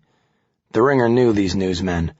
Most of them considered themselves noble, even altruistic, but in truth they lusted for fame, the glory of the byline. Hungry writers were no doubt chomping at the bit to write the Henry Parker, John Fredrickson story. Betraying friendships for the sake of notoriety. Columbia. It didn't add up. The ringer picked up the phone and dialed information, asking to be connected to the Columbia University directory. A sweet lady, her voice young and slightly timid, answered the phone. The ringer asked to be connected to whatever office handled student transportation. This time, a gruff man, sounding like he hadn't trimmed his beard in several months, answered. Hi, my name is Peter Millington, the ringer said, and I'm thinking about coming to Columbia for grad school. I live in California, and I was wondering if you could tell me what forms of transportation there are for students on campus. Well, the operator said, you got JFK and LaGuardia and cab ride or subway trip away. No good. My family won't pay for the airline tickets. What are the cheap ways if you need to go a long distance off campus? There's plenty of buses, trains. You got Port Authority and Penn Station. Anything else? Well, if you're going cheap, there are the student shuttles. Student shuttles. A bell went off in the ringer's head. If I wanted to learn more, maybe talk to a student about these shuttles, how would I do that? One moment. Let me transfer you to someone who can help. As he waited for the call to go through, the ringer penciled 3 schools down on his list. Columbia, which was doubtful, small chance Parker would hang around uptown, waiting to be snatched by a black and white. Hunter and NYU had higher probabilities, and both were right off the 6 train. Finally, he was connected to the Office of Student Services. Under the guise of Lenny Hardwick, sophomore and racked for time, he persuaded a very nice lady named Helen to check the student shuttle postings for him. One match came up, a junior named Wilbur Hughes who was driving home to Ontario at 11 a.m. this morning. No other rides were registered for today. Hitching a ride to Canada made sense, assuming Parker didn't get stopped at the border. The ringer wrote down Hughes's name and asked for the phone number on the posting. Lenny figured he'd keep it in case he ever wanted to do some fishing up north. The ringer called Wilbur Hughes's cell phone, got a curt response on the 3rd ring. Yeah? Hello, is this Wilbur? Yeah, what? The ringer could hear the rush of the highway, Wilbur's voice full of static, horns blaring, heavy metal music loud enough to make his eardrums throb. The ringer smiled. Wilbur was stuck in traffic. "Hi, Wilbur. My name is Oliver Parker. I'm calling from Montreal, and I was informed by the helpful operator at Columbia that my son Henry might have gotten a ride from you." "No Henry here. Nobody responded to my posting." "Really?" the ringer said, crossing Columbia off the list. "You sure he didn't tell you to keep it a secret? It's my birthday today. Maybe he wanted to surprise me and show up unannounced." "Listen, man," Wilbur said. The ringer could hear the agitation of bumper-to-bumper traffic getting to Wilbur. "Nobody called about a ride. Unless your son's hiding in my trunk, wedged between 3 big-ass suitcases, he's not with me, all right?" "Absolutely. Sorry to bother you." Wilbur hung up. After a quick call to Hunter, he learned the school did not offer such a service, at least not one that was officially sanctioned. In other words, without a contact at the school, he was out of luck. He crossed Hunter off the list. He phoned NYU and was connected to the Office of Student Activities. The OSA receptionist, a bitter-sounding battle-axe of a woman, said she wasn't allowed to offer the listings over the phone. He asked her for the address and hung up. Traffic moved like oil through a funnel, slow and thick. He double-parked in front of the OSA, and inside, a helpful custodian directed him to the postings. Halfway down the light blue hallway, the ringer found what he was looking for. The portly woman seated behind a pane of glass was clearly the same person who'd refused to read him the listings over the phone. He offered a pleasant smile and picked up the listings. They were separated into 2 batches, red and blue. He licked his thumb and sifted through them. No dice. No cars were scheduled to leave until later in the week. He was about to cross NYU off his list when, on a whim, he walked up to the receptionist and pulled out Henry Parker's photo, cropped from the newspaper. He gently rapped on the glass. The woman, a glamorous mole poking from her left nostril like a burrowing hedgehog, was buried in a celebrity magazine. "Sorry to bother you," the ringer said. "I was supposed to drive my son home this morning, but I'm not sure he got the message, and I'm worried he might have left without me. He's about 6 feet tall, brown hair.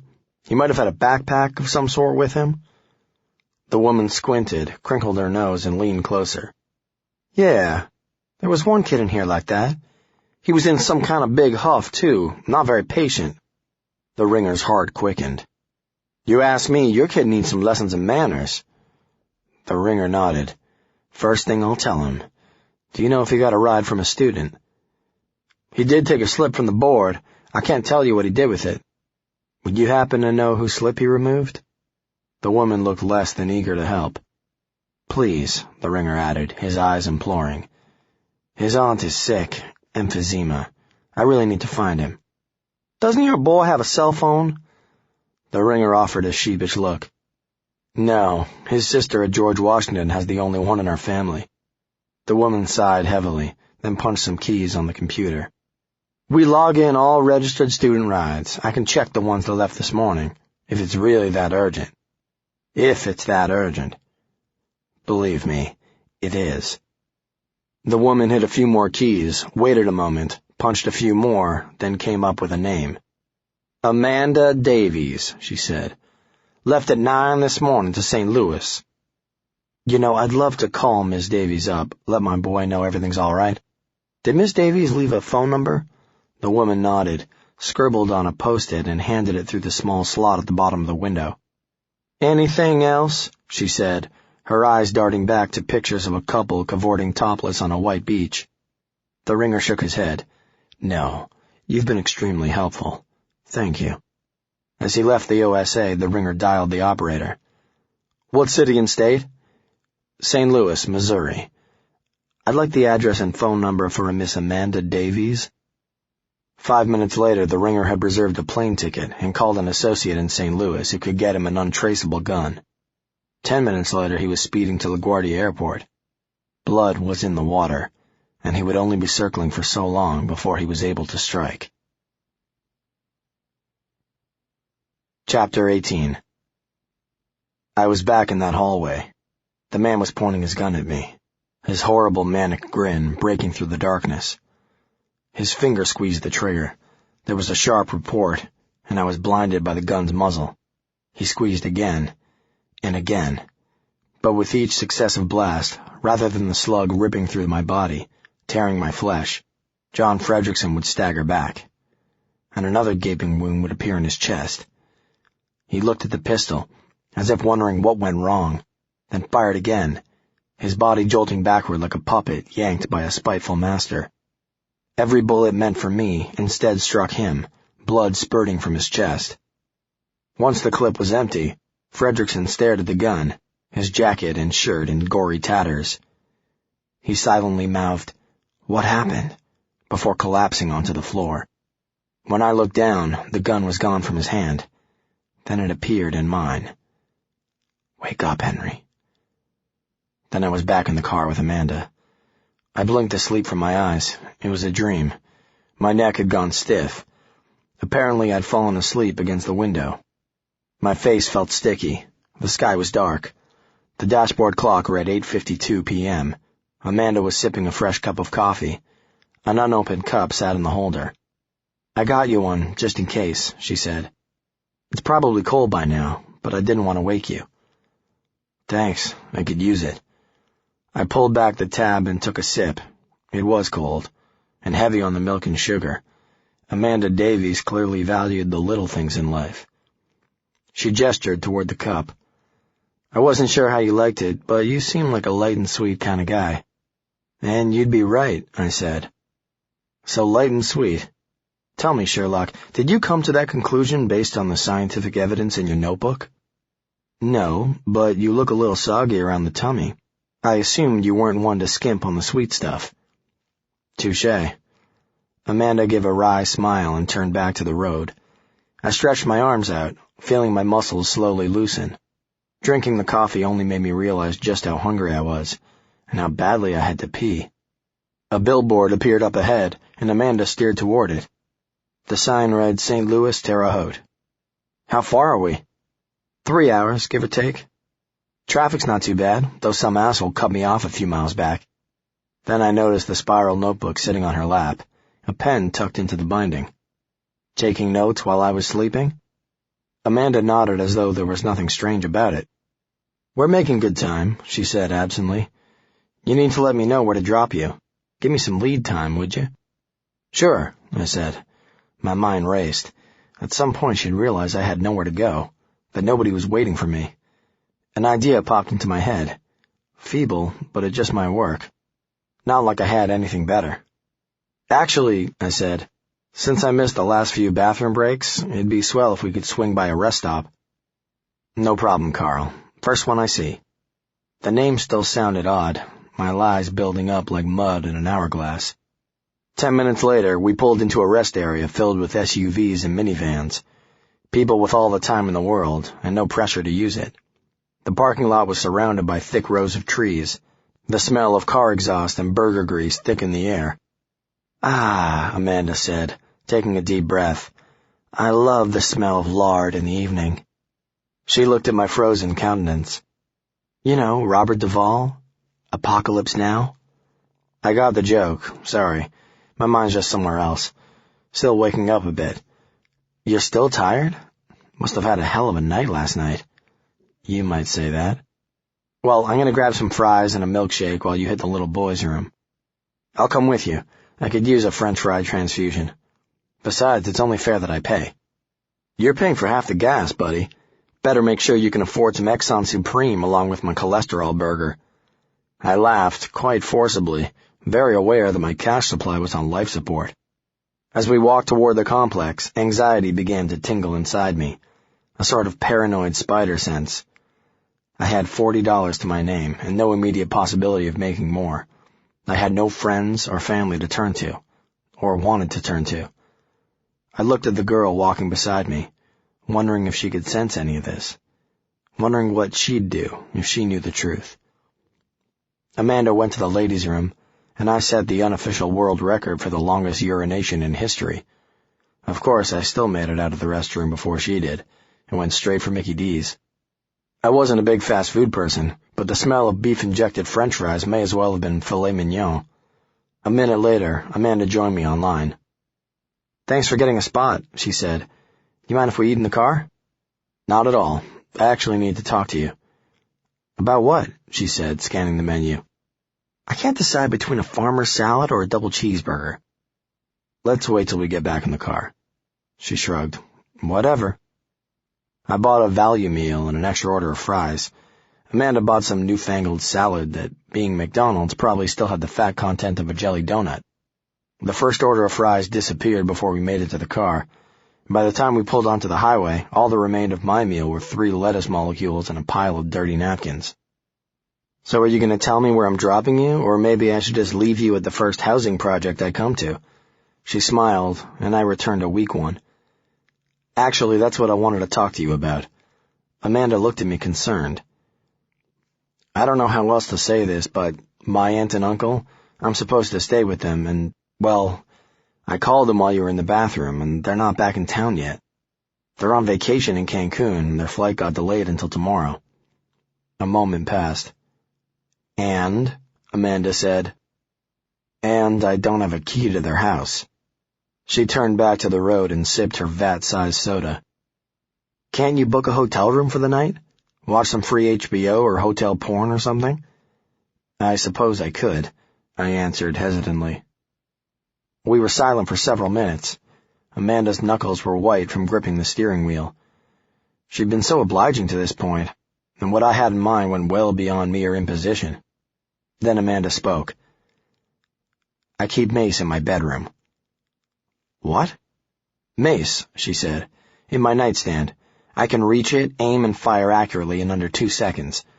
If you come anywhere near me while I'm sleeping, I'll burn your eyes out.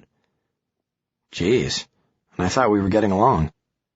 She smiled, but there was an edge to it.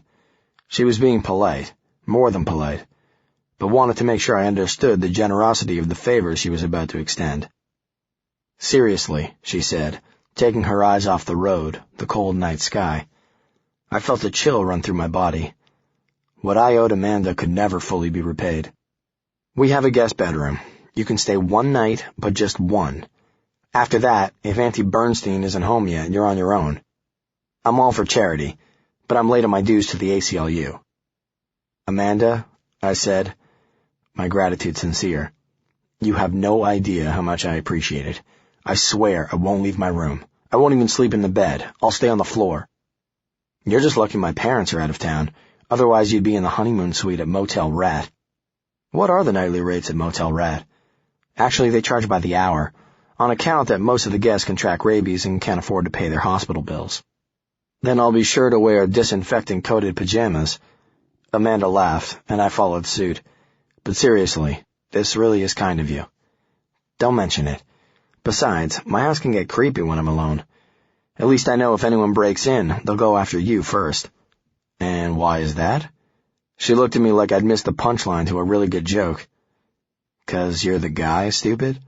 You're supposed to ward off evil with a baseball bat in your pajamas while I'm sleeping peacefully with a glass of warm milk by my side. I haven't played baseball since I was 10. A flirtatious smirk appeared on her face. Well, then you'd better practice your swing. Chapter 19. Joe, we got another hit. Mauser strode over to the large road map Denton had hung in the conference room. Red pushpins had been stuck in at every checkpoint where Amanda Davies' Easy Pass had registered. Mauser studied the chain of pins, in his mind extrapolating their path. Jersey City, New Jersey. Harrisburg, Pennsylvania. Columbus, Ohio. The line extended straight to St. Louis. Where's this new one? I-70 West, heading towards Cincinnati. Assuming they're headed to St. Louis, Amanda Davies and Henry Parker should arrive by midnight. Mauser felt a surge of adrenaline. The conversation with Linda was still fresh in his mind. Parker was running. The fucking guy was trying to get away with it. The hell with this, Mauser said. I want to be in the air in half an hour. And another thing. He looked Denton right in the eye, lowered his voice. He checked the door. It was closed. I don't want St. Louis PD in the loop. Not yet. Joe, Denton said, a hint of concern on his face. What are you going to do? Mauser's voice was granite, not a hint of indecisiveness. When we take Parker down, we take him down our way. Not one word about procedure or extradition. Henry Parker deserves to go down hard, and I don't want anyone there to soften his landing." "Joe," Denton said, his voice imploring, "remember there are other factors here. The drugs, number one. If Parker has info on Luis and Christine Guzman's supplier, maybe we take down 2 birds on this case. I say we find the package and milk that." Again, Mauser thought, with the career aspirations. More cases for superstar FBI agent Leonard Denton to solve. Fuck it. If it meant Denton worked harder, saw more angles, his delusions of grandeur were acceptable. "Fine," Mauser said, throwing on his overcoat and heading for the door. "Before we take Parker down, we'll bleed him dry." Denton smiled and grabbed the car keys. "I hear death by 1,000 cuts is popular these days. I'll help you make the first incision." Chapter 20. We pulled up at Amanda's house on Teasdale Drive at 11:47 p.m., 13 minutes before her self-imposed deadline. The air had an eerie quiet to it, as though the world was afraid to take a breath. The Davies residence was a large Tudor-style home, painted white with delicate gray trim, paved driveway, 2-car garage, and covered deck. Amanda circled the driveway and parked in front of the garage. "Nice neighborhood," I said. "We're only 5 minutes from the Wash U campus," she replied, stretching her arms above her head and yawning. "I moved here when I was about 12. Trust me, I was thrilled to get away from Midwest suburban hell." She got out, knelt down in front of the garage door, and yanked the metal handle upward. The garage rattled open. A silver Mercedes SUV was parked between cardboard boxes and rusty gardening equipment. She got back in the car and pulled inside. "I could have done that," I said. "Opened the door for you." "Why would you have?" "I don't know. Feel like I should be helping out more." "Please," she said. "How do you think I've put the car in the garage the last 1,000 times? All of a sudden I need you to do it for me?" I know, you're empowered. You don't need any help." "Damn right," she said, shutting off the engine. "You okay?" "Look a little, I don't know, more than tired." She was right, but I played it off. "I'm fine. I didn't realize we'd bonded so much that you can judge my mental state. As long as you're sleeping under my roof, I'll judge all I want. Thank you very much." "Well, at least let me help you with your bags." Amanda squinted at me. "Deal." She tossed over the car keys, which I thankfully caught. "Front door's the little flat key. Go to town." I stepped out of the car, a sharp pain lancing up my leg. I needed to clean the wound again before it got infected, but every step felt queasy, reminding me of just why my leg hurt in the first place. "You okay there, spindly legs?" "It fell asleep in the car," I said, "just shaking it loose." A soft wind blew, chilling the air. It was a challenge to open the front door while carrying 2 overstuffed duffel bags and my backpack, while simultaneously lugging a suitcase that exceeded the maximum weight limit of most airlines. While I lugged and pulled, Amanda tied her hair up in a ponytail and threw a baggy sweater over her tank top. She was effortlessly stunning, her natural beauty accentuated by the frumpy clothes. When she caught me staring, her lips curled into a demure smile. She had a look of fake pity. "That's what you get for offering to help. Here, before you get a hernia." She took one of the duffels and carried it inside. The house was cold and filled with stale air. Amanda fiddled with the thermostat as I set the bags down. Between the cold, my t-shirt, fatigue, and my leg, I began to shiver. Amanda noticed this, looked concerned. "Come on," she said. She led me through the foyer to a closet.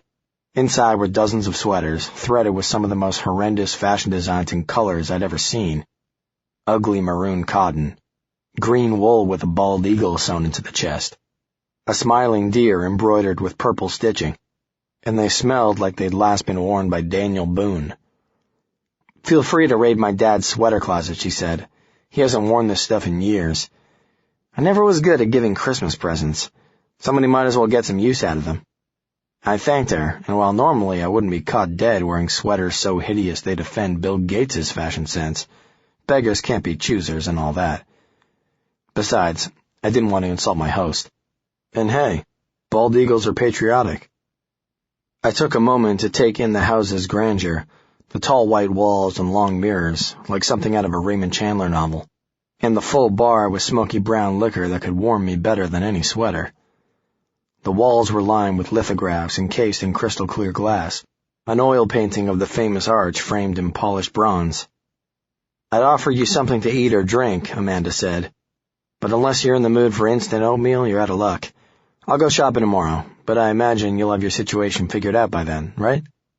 I nodded distractedly. We carried her bags up a narrow flight of stairs, Amanda flicking on a series of lights as we went. Down an off-white hallway, lined with deep blue carpeting, I lugged her bags into a dark room. I knew it was Amanda's bedroom before she even turned on the light. Even with the moon's faint rays shielded by the drawn shades, I could sense a soft femininity in the dark. Half a dozen stuffed animals were perched on her bed, arranged with care. The room felt warm, inviting, different than the rest of the house. Without thinking, I said, "I like your room." She turned to me with a big smile, the kind given when a genuine compliment comes from an unexpected source. Those always meant the most. "Thanks," she said, a hint of girlishness sneaking into her voice for the first time since we'd met. I liked it, liked seeing that beneath that suit of armor was something delicate. Right now Amanda felt safe, secure in her home, perhaps a slight hint of adventure brought on by the stranger in her bedroom. She knew nothing about me other than the superficial notes in her journal, the truth as deep as her pen's ink. Maybe this was a thrill for her, but I felt no such joy, no comfort, no adventure. Even in a moment like this, where I should at least feel a sort of vicarious comfort, the emotion was wasted. Because my life was in a state of purgatory, all the small joys I experienced now would add up to nothing more than faded memories, lost opportunities. "Come on," she said, leading me out of the room. "I'll show you where you're sleeping." She led me down the hall, past a bathroom and a linen closet, pointing out a closed door on the right. "You can use that bathroom. Just make sure to put the seat down, okay? Otherwise, we'll have problems." Smiling, I said I would. There was a small guest room, the bed looking like it had never been slept in. "There's an extra blanket in the closet if you get cold," she said. "Just do me a favor and strip the bed in the morning so I can wash the sheets." "No problem. That's the least I can do." "Well, if I think of anything else involving manual labor, I'll let you know." I thanked Amanda. When she left, I immediately collapsed on the bed. It was hard and uncaring. Running my hand under the comforter, I felt lumpy egg crates and a plywood board underneath. Thankfully, the pillows were soft. I kicked off my shoes, my leg throbbing with every movement. Sitting back up, I closed the door, tentatively took down my pants and studied the bullet wound. The gash on my thigh was angry and red, and it hurt to put my full weight on it. The pain was bearable, but suddenly I felt a dam burst in my head, and all the frustration and hate and anger writhed inside me like demons trying to burst through my skin. I flailed against the mattress, my fists pounding, letting loose silent fury bottled up and shaken by the last 24 hours. Tears spilled down my cheeks as I cursed the events that had changed my life, that had made me a marked man, the hero of the day. John Fredrickson's death. God damn it. Why had I even knocked on the Guzman's door? Barring some divine intervention, my life as I knew it was over. My pitiful thumps against the pillows meant nothing, only letting out the excess energy before it built right back up again. I pounded and punched until the blanket was covered in lumps and the stains of my tears, the first tangible evidence of my ever-growing sorrow. Alone in a strange girl's house, abandoned by the world, kept company only by my alleged sins. Once the anger subsided, I managed to stand up. My head was woozy, the adrenaline rush petering out. I heard a shower start down the hall. Cracking open the door, I saw a fine mist leaking from the bathroom. Amanda was gutsy, trusting a stranger with the run of the house. Every girl I'd ever known took a minimum of 30 minutes to shower. No reason Amanda would be any different. There was a guest bathroom downstairs. Hopefully I could wash up and be back before she finished. Gripping the banister tight, I eased down the stairs, toe to heel to hide any noise. The house was quiet save the shower, the wind outside building, whistling and whipping through the trees. As long as I stayed in my own little world, looked at everything rationally, it seemed manageable. Cleaning my leg would be simple. Finding somewhere to go tomorrow would be hard. A few nights sleeping at bus stops would be a humbling experience, but one I'd have to stomach. But what then? 2 linen cabinets and 1 door to the basement later, I found the bathroom. The white tiles were freshly cleaned, and I smiled at the quaint seashell-shaped hand soap. On a metal rack hung hand towels, monogrammed with 3 letters, HSJ. I opened the medicine cabinet, swore under my breath. Nothing. Not even a goddamn Band-Aid. What kind of people were Amanda's parents? What if a dinner guest accidentally swallowed a turkey baster? Shouldn't they at least own some Pepto-Bismol? I closed the chest, ran a trickle of warm water from the faucet. I wiped away the dried blood with wet tissues. I gritted my teeth, tried to ignore the stabbing pain as my blood turned the water red. I threw the bloodied papers in the toilet and flushed. Creeping back upstairs, I couldn't help but peek into Amanda's empty bedroom. She was in the shower. What the hell? I took an old yearbook off the shelf, flipped to Amanda's page. There was an aerial shot of her, the photographer standing on a roof or a ladder looking down. Amanda was cross-legged on a bed of grass, smiling. The picture was so happy, so serene, but there was sorrow behind Amanda's eyes, as though she wished that moment had perhaps occurred in a different time and place. I noticed the covers on her bed had been pulled back a bit, revealing a small trunk underneath the mattress box. The shower was still running. I knelt down and slid it out. The top had plenty of dents and dings from years of being yanked from dark places. The master lock was undone. Without hesitation, I removed the lock and threw the cover back. When I looked inside, my breath caught in my throat. Dozens, no, hundreds of small spiral notebooks filled the trunk nearly to the brim. They were all different shapes and sizes, some with pages torn and falling out, some looking like they'd been read 1,000 times.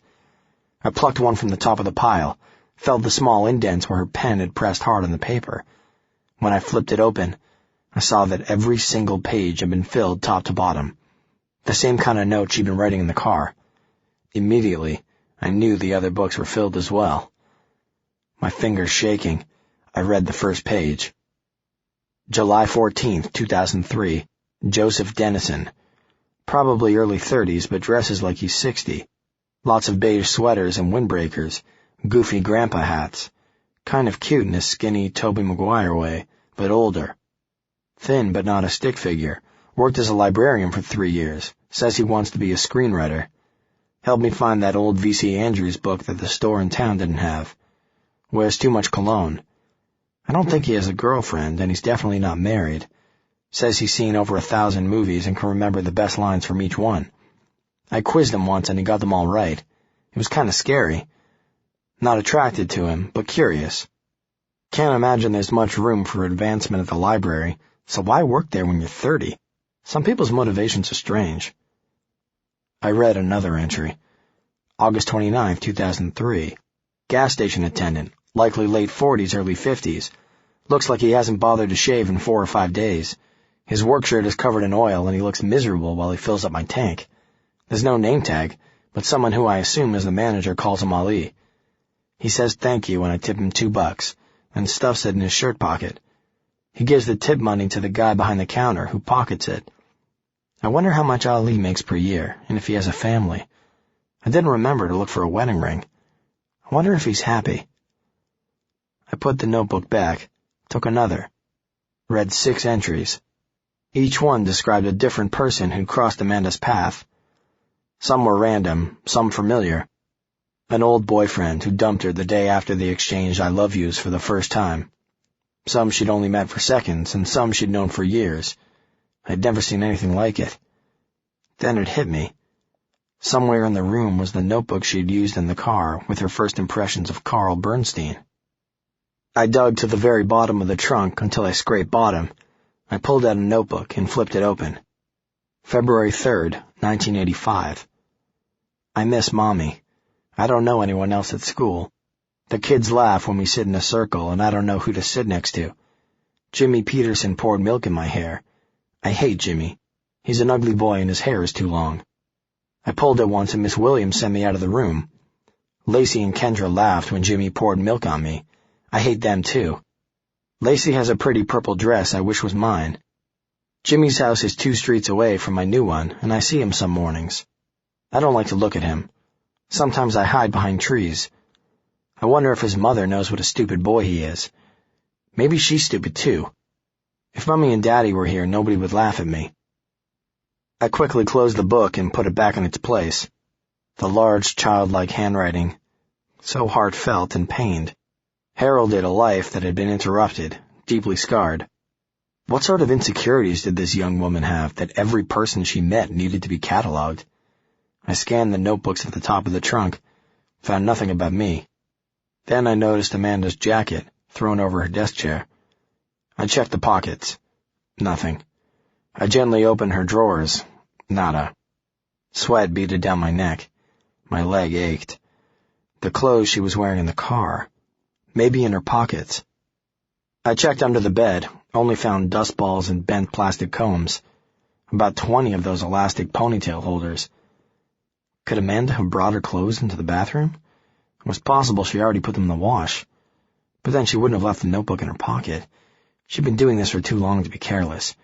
It had to be somewhere. I started rifling through her shelves, picking books off and searching behind them. Then I noticed that the shower had stopped running. I froze.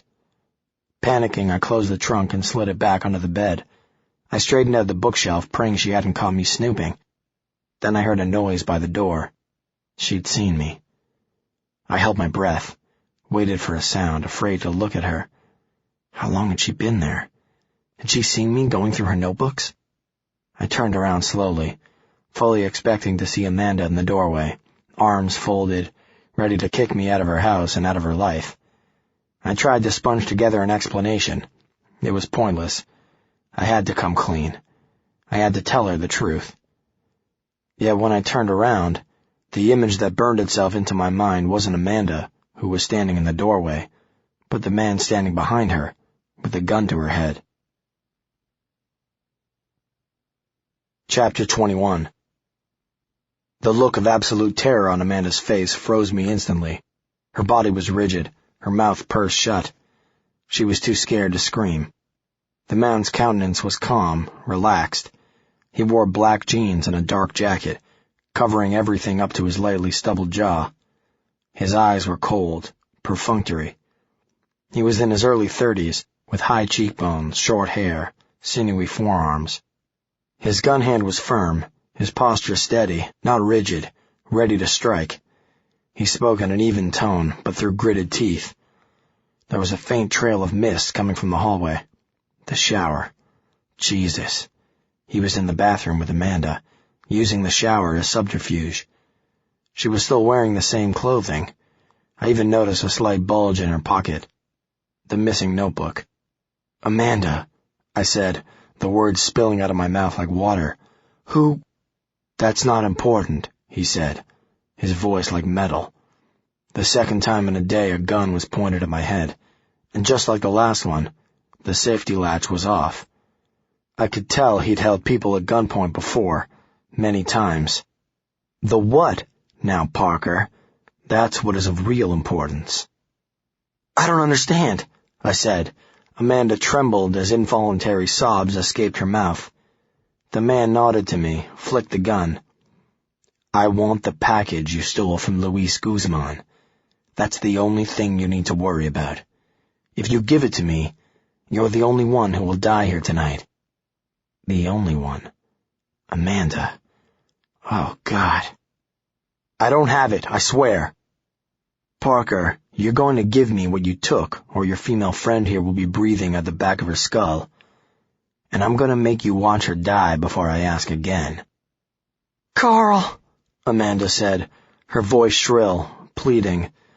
Again, the name took a moment to register. Why is he calling you that name? What's happening? The man laughed softly, raised his eyebrows. Carl, is that what you told her? You really don't look much like a Carl. Amanda, I can explain. The man shook his head. No, Henry, you won't. There's no buying time, no explanations. You give me what I want, and Miss Davies gets to wake up tomorrow morning." Amanda twitched. He was too strong. She couldn't budge. "Listen," I said, trying not to stammer, my body numb. "I swear I don't know anything about a package. The newspapers were wrong. The Guzmans were lying." Amanda's head swung toward me.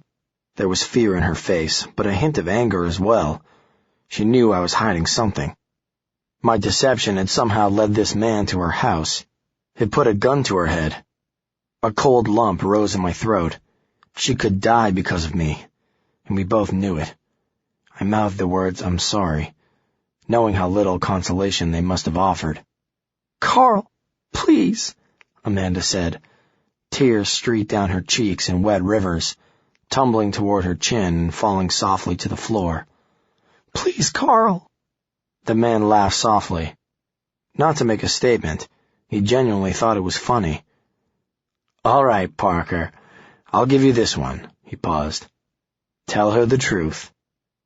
I looked at Amanda, summoning sorrow to my face. I didn't need to try hard.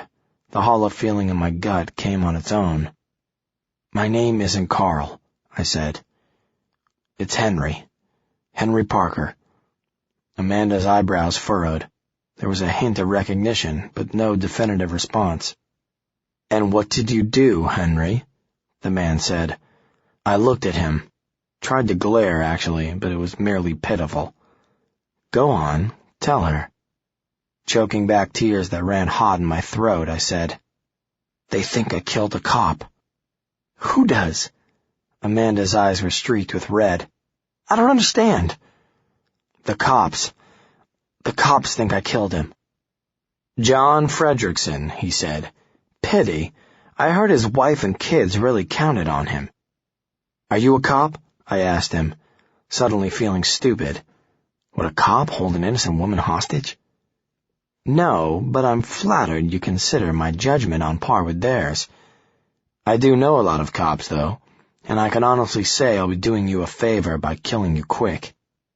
"Henry?" It was Amanda. She was staring at me as she said my real name for the first time. Her eyes were red, like they'd been singed. "Yes?" "Just give it to him." What was she talking about? Amanda, more than anyone, knew I had nothing with me. "Amanda, I don't know." "Henry, I don't want to die. Just get it. Get the package. Give him what he wants." "Right, Henry," the man said. "Just get it." Amanda said, "You had me put it in the nightstand when we came upstairs, remember? Just give it to him." "Nightstand? Amanda, I don't know what you're talking about." The man took a step toward me, pushing Amanda as he moved. He leaned closer. "Parker, I want you to go into the nightstand and give it to me. You have 5 seconds. If at the end of those 5 seconds I don't have it, Amanda's blood will be on your hands." "Amanda, 1. "But—" 2. "Henry, get it!" Amanda moaned. 3. It hit me. Just like that. I knew what was in the nightstand. Swallowing the thick saliva in my throat, I nodded. "Stop. I'll get it." I took a step back, the man matching me by moving closer. Amanda's nightstand was a small, knee-high balsa wood table with a pull-out drawer. Whatever he was looking for, it couldn't have been wider than a chessboard. Positioning my body so he couldn't see my hands, I cracked the drawer and stuck my hand in. I could feel paper scraps and loose change, a condom wrapper. Then I felt it. A thin cylinder, probably the size of a tube of lipstick. Mace. Amanda wasn't kidding when she said she kept it in her nightstand. I curled my finger around the small tab. I could see their shadows just over my right shoulder. I had one chance. Otherwise we were both dead. "Amanda," I said, shifting slightly to my right. "Here it is." I saw his grip loosen just barely. At that moment, Amanda ducked down, grabbing hold of the gun as I whipped around and depressed the tab. A stream of clear liquid burst into the man's face. He cried out and took a step back, the smell making my stomach lurch. I grabbed Amanda's arm. "Run." We sprinted toward the door. My hand clenched firmly around Amanda's wrist, but suddenly I was jerked backward. Amanda screamed. The man was clenching Amanda's hair, holding it like a human leash. Red lines streaked his eyes. Mucus dripped from his nose. He sniffled, but other than that he looked unaffected. He gently dabbed at his eyes with his sleeve, making sure not to rub any of the mace in too deep. "Jesus," I whispered. Again he raised the gun. Amanda thrashed violently, trying to free herself. "Parker," the man said, his face emotionless, eyes bloodshot. His complete lack of reaction was terrifying. "I've been maced. I'd say 30 or 40 times. It really doesn't sting so bad once you get used to it." I tugged at Amanda's arm, but he held on tight. "Please," she whimpered. He seemed to think about it for a second. "Where was I? Oh, right. I'd just finished counting to 4. He aimed the gun at Amanda's head. I had no more tricks up my sleeve. Her body was between us, a barrier. I didn't know what was in this package, so I couldn't bullshit my way out. There were no more options, no more time. "Please don't let this happen. I'm sorry, Amanda. I didn't mean to get you involved. I don't know what to do. I don't—" Suddenly there was a loud crash downstairs, the sound of wood breaking. Amanda screamed. Confusion etched itself across the intruder's face. Then I heard footsteps downstairs, more than one set. "Who the fuck is that?" the man said. "Who the fuck is here?" People were coming upstairs. My eyes darted back and forth, looking for an escape. Suddenly 2 men burst into the room. One was heavyset, older. The other was slim, younger. It couldn't be. They were the same cops who chased me that morning. How could they have known where we were? The older man's eyes glared at me with burning hatred. My heart hammering. Then he saw Amanda. Then he looked at the man with the gun, its barrel still firmly pressed against Amanda's head. "The hell's going on?" the older cop said. "Jesus," the younger one said. He was staring at the man, his mouth flapping like a dying fish. He was looking at the man in black the way I was looking at them, like he'd seen him before. No fucking way. "Amanda Davies?" the older man asked, his face trying to remain calm, his gun aimed at the space between me and the killer. Amanda nodded, whimpered. "FBI. I'm Agent Mauser, this is Agent Denton. You're safe now." She didn't seem too convinced. The one who didn't introduce himself, Denton, stepped forward. He glared at me through gritted teeth, then turned to our assailant. "Put the gun down, now." Denton's voice wavered, his hand trembling as he aimed his gun at the assassin, but looked no more convinced that the gun would do any more damage than a pea shooter. Like the man was invincible. Mauser continued. "Henry Parker, you're under arrest for the murder of John Fredrickson. Anything you say, I don't give a fuck about. You make one move and I'll kill you." My head spun. 3 guns were drawn. All 3 of their owners wanted me dead. "Drop it, asshole," Denton said, gesturing to the man in black. Mauser pointed his gun at me, but slowly it swung back to the stranger. I looked at Amanda. She twisted violently and managed to free herself. The man in black didn't seem to notice. There was a quick flicker in Denton's eyes. Then, without warning, he pulled the trigger, and an explosion shattered the room. The man in black whipped around and howled, clutching his chest. "Fucking Christ!" Mauser yelled, and then all hell broke loose. The stranger barreled forward, pushing Amanda and I out of the way, and knocking over both agents. Mauser fell, his head slamming against the doorknob with a dull thunk. Denton crashed into an armoire and hit the ground. A gun clattered to the floor as the man ran into the hallway and down the stairs, clutching his arm, blood smearing the wall. The 2 agents were dazed. This was our only chance. It was react or be killed. I grabbed Amanda's arm and pulled. "Come on!" We sprinted down the stairs, bolting through the front door and into the cold night. No time to think. Just run.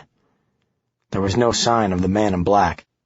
I could still smell faint traces of mace, the scent of something burning. Then I felt Amanda pulling my arm. "This way." She led me around the side of the house, past a shed and a locked storm cellar. We pushed our way through a row of trees in the backyard, branches ripping at my skin. Adrenaline flowed through my veins like a gas pump whose safety valve had been removed. I couldn't tell if I was dragging Amanda or she was dragging me, but soon we were running alongside a dimly lit road, the sky black above us, trees a misty green. We slowed down as we approached a four-way intersection, my chest tight, blood thumping in my temples. There were few cars on the road. We were out in the open, our only cover in the darkness of night. Somewhere in the gloom were 3 men who wanted me dead.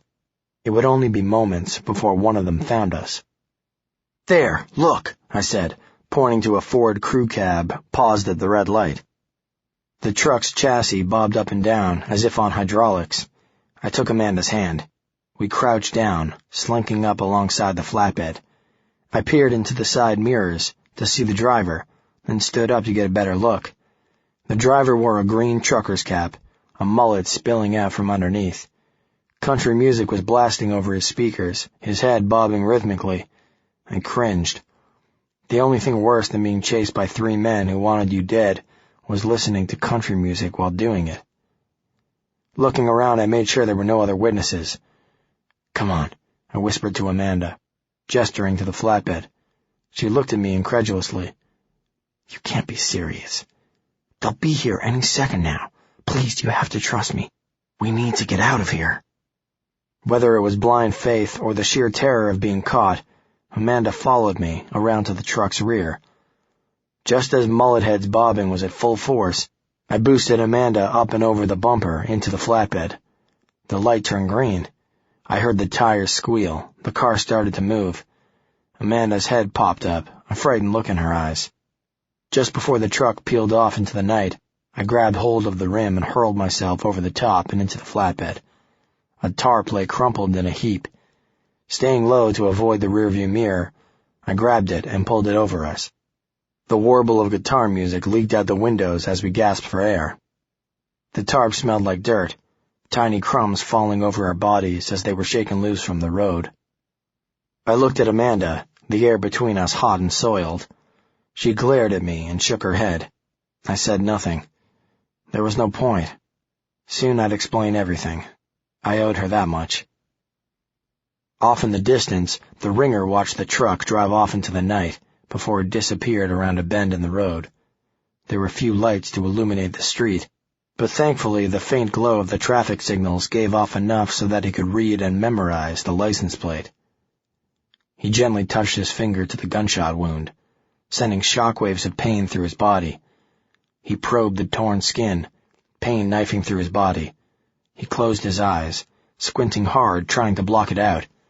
He pictured Anne's face in his mind, and the pain subsided, warmth coating the wound like a soothing balm. He could feel her wet kisses on his cheek, their hands intertwined, her soft fingers, polished nails. The hurt was distant now, forgotten in the memories. Pushing the wound again to the forefront, and keeping Anne in the back as an anesthetic, the ringer ran a finger along his chest and shoulder. There was no exit wound, and the bullet hadn't lodged in his flesh. The slug had likely shattered a rib or two and ricocheted away. He could feel blood soaking his clothes. There was nothing he could do but ignore it. Cold night air ripped through the hole in his jacket, the hole by his right breast pocket, the blood on his clothes, soaking everything. Then the ringer froze. No. Please, no. His fingers trembling, the pain burning, the ringer found the small pocket at his breast where he kept Anne's photo. The only memory of his long-lost beloved Anne. The only remnant of her life. The only attachment he had to her, except the memories that faded more and more every day. Please, let it be safe. He fumbled with the fabric, the pain worming its way through his mental roadblocks. Holding his breath, he removed the picture, the traffic lights providing just enough illumination. What he saw shattered his heart and sealed Henry Parker's fate. His deal with Michael DeForio was forgotten. Henry Parker's death was the only thing that mattered now. Coating the fragile picture was a layer of slick blood. His blood. Anne's face had disappeared somewhere beneath the congealed mass of red, her face punctured by a bullet hole. Delicately he tried to cleanse the picture, but the material merely crumbled in his fingers. And once again, the ringer's life had contributed to Anne's death. From this point on, her face would remain intact only in his mind, but memory was far more fallible than a photo. A guttural scream of rage escaped the ringer's lips as he pressed the remnants of the photo to his chest, his heart beating beneath it, blood seeping from his wound. Anne left his world years ago, but to the ringer, Henry Parker had just killed her all over again. Chapter 22.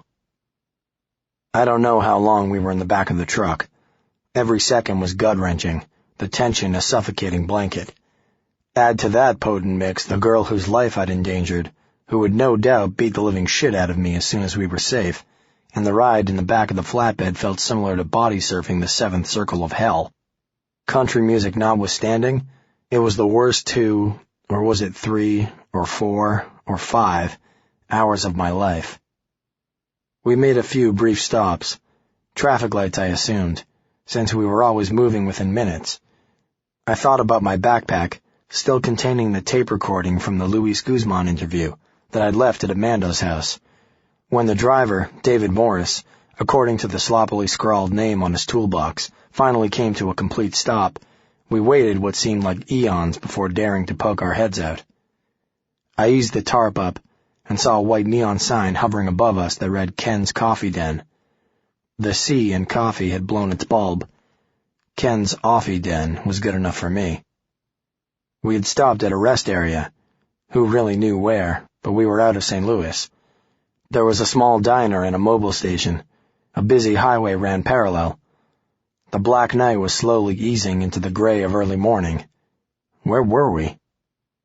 "We're clear," I said to Amanda. "Let's go." They were the first words I'd said to her in hours. She barely acknowledged me, but before I could move, she'd leapt out of the truck and started walking across the parking lot. I jogged up to Amanda, praying she wouldn't scream bloody murder before I could explain. The first rays of sun began to peek out of the horizon, streaks of beautiful orange and gold melting the gray. I checked my watch. Another day had passed. It had been almost 36 hours since John Fredrickson had died. 36 hours since my life had irrevocably changed. For a moment, I forgot everything. Forgot John Fredrickson. Forgot that 3 people wanted me dead. Forgot that I once had a life, a good life, which I might never see again. The beauty of the morning sky, the whispers of cool air, they took me far away. All I could think about was Amanda, the look in her eyes when I told her my real name and revealed my betrayal. This was my life now, and there was no turning back. "Amanda, please." I tried to grab her sleeve. She pulled away and kept walking. "Just let me explain." Suddenly she whipped around, her gaze cold as stone. "Who are you?" she said. "Right now, tell me the truth. And if I even think you're lying, I'm marching right into that restaurant and calling the cops." I closed my eyes. It was time to come clean. I'm wanted for the murder of a New York City police officer named John Fredrickson. The breath seemed to be forced from Amanda's lungs as she took a step back. "Did you?" She took a deep breath. "Did you actually kill a cop?" "No, I didn't. There's something fucked up going on, but I don't know what it is yet. Just give me a minute, and I'll tell you everything I know."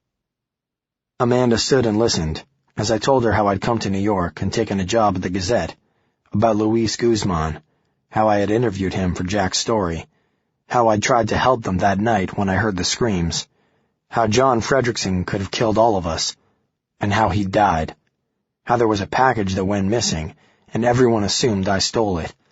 Lastly, I told Amanda how I found her, how I lied to her in order to flee the state, how I would be dead if it wasn't for her. When I finished, it was like a 2-ton weight had been lifted from my shoulders. Finally, somebody else knew as much as I did. Amanda's eyes stayed even, listening, not judging.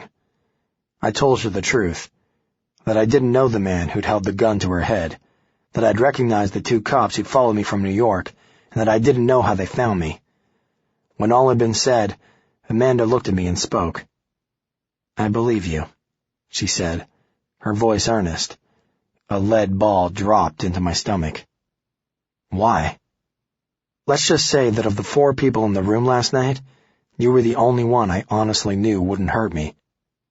I guess that's as good a reason as any to trust someone." "That's not the only reason.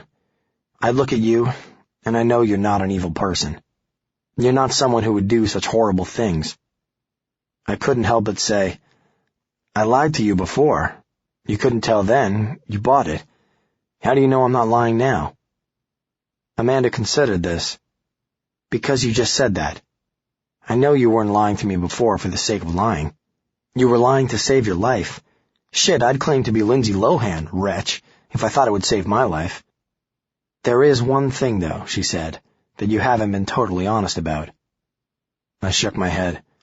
"No, everything that's happened, Your name," she said. "You still haven't told me your real name, without someone holding a gun to my head. I want you to say it on your own." I smiled and looked at her. "It's Henry. Henry Parker. It's really nice to meet you, Amanda." Amanda took this in, tasting my name on her tongue. Henry. She squinted a bit, like she'd just tried on a pretty shirt that didn't fit. I've never met anyone named Henry before. And I'm happy to be the first. "And what was that name you used on me? Carl?" "Carl Bernstein." "Where'd you come up with that?" "Carl Bernstein?" I waited for a sign of recognition. She looked at me as if to say, "And?" "You know, of Woodward and Bernstein, all the President's Men."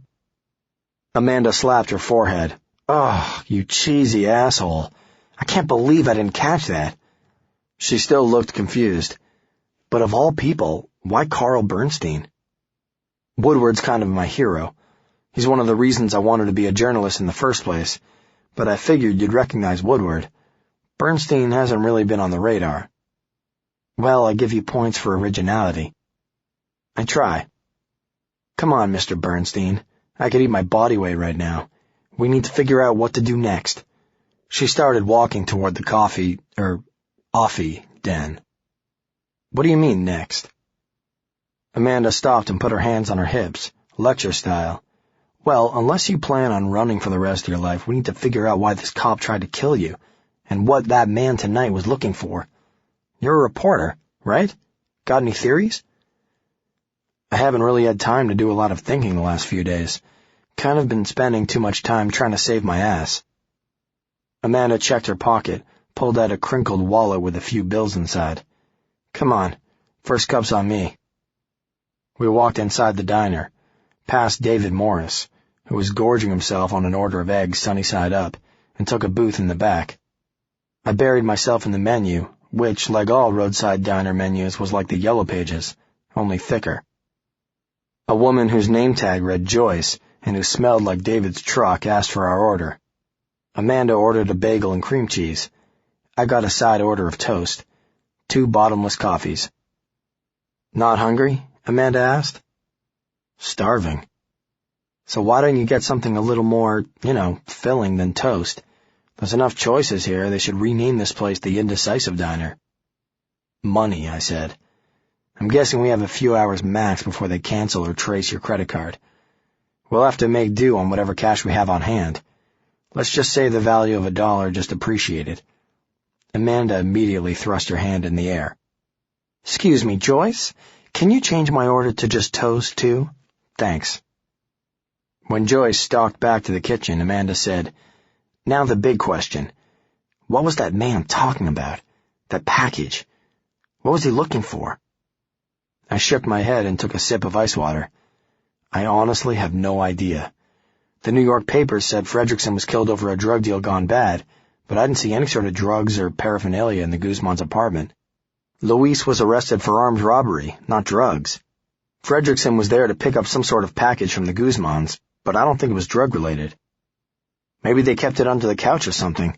Could you have just missed it? I shook my head. No way. I've been around people who've done drugs, even dealt, and they all have this tension about them. Not really paranoia, but like they've permanently conceded that they're doing something wrong. It's a little bit of shame, I think, a slouch in their shoulders, fidgeting constantly. I didn't see any of that in Louise or Christine. So what then, if not drugs? You said Fredrickson was looking for a package. Now this guy with a gun is looking for it too. There are two common threads here involving that package. You and violence. People think you have it, and they're willing to do terrible things to get it. The 5 questions? I said. What? Amanda asked. Every story has to answer 5 basic questions. Who, what, when, where, and why. Unless every one of those questions is answered, you don't have a full story. You can observe everything about anything and anyone, but unless you hit all 5 W's, you're missing the whole story. You're getting a superficial imprint that carries no weight. Something flickered across Amanda's face. The notebooks. I knew I'd touched a nerve, and I'd done it on purpose. I cleared my throat. She did the same. So let's go through the list, she said. Who? Thankfully, amidst all the chaos, I'd managed to hold on to my notebook, now crumpled and wrinkled after hours in Amanda's car and David Morris's truck. What do you know, she said, grinning. You keep one too. I always keep a log when I'm on a story. Only shitty and lazy reporters go on memory. I paused. What happened to yours? Amanda blinked, looked down. I left it at home. I'm sorry to hear that. Amanda nodded remorsefully. I raised my hand and signaled Joyce. Excuse me, but could we borrow a pen?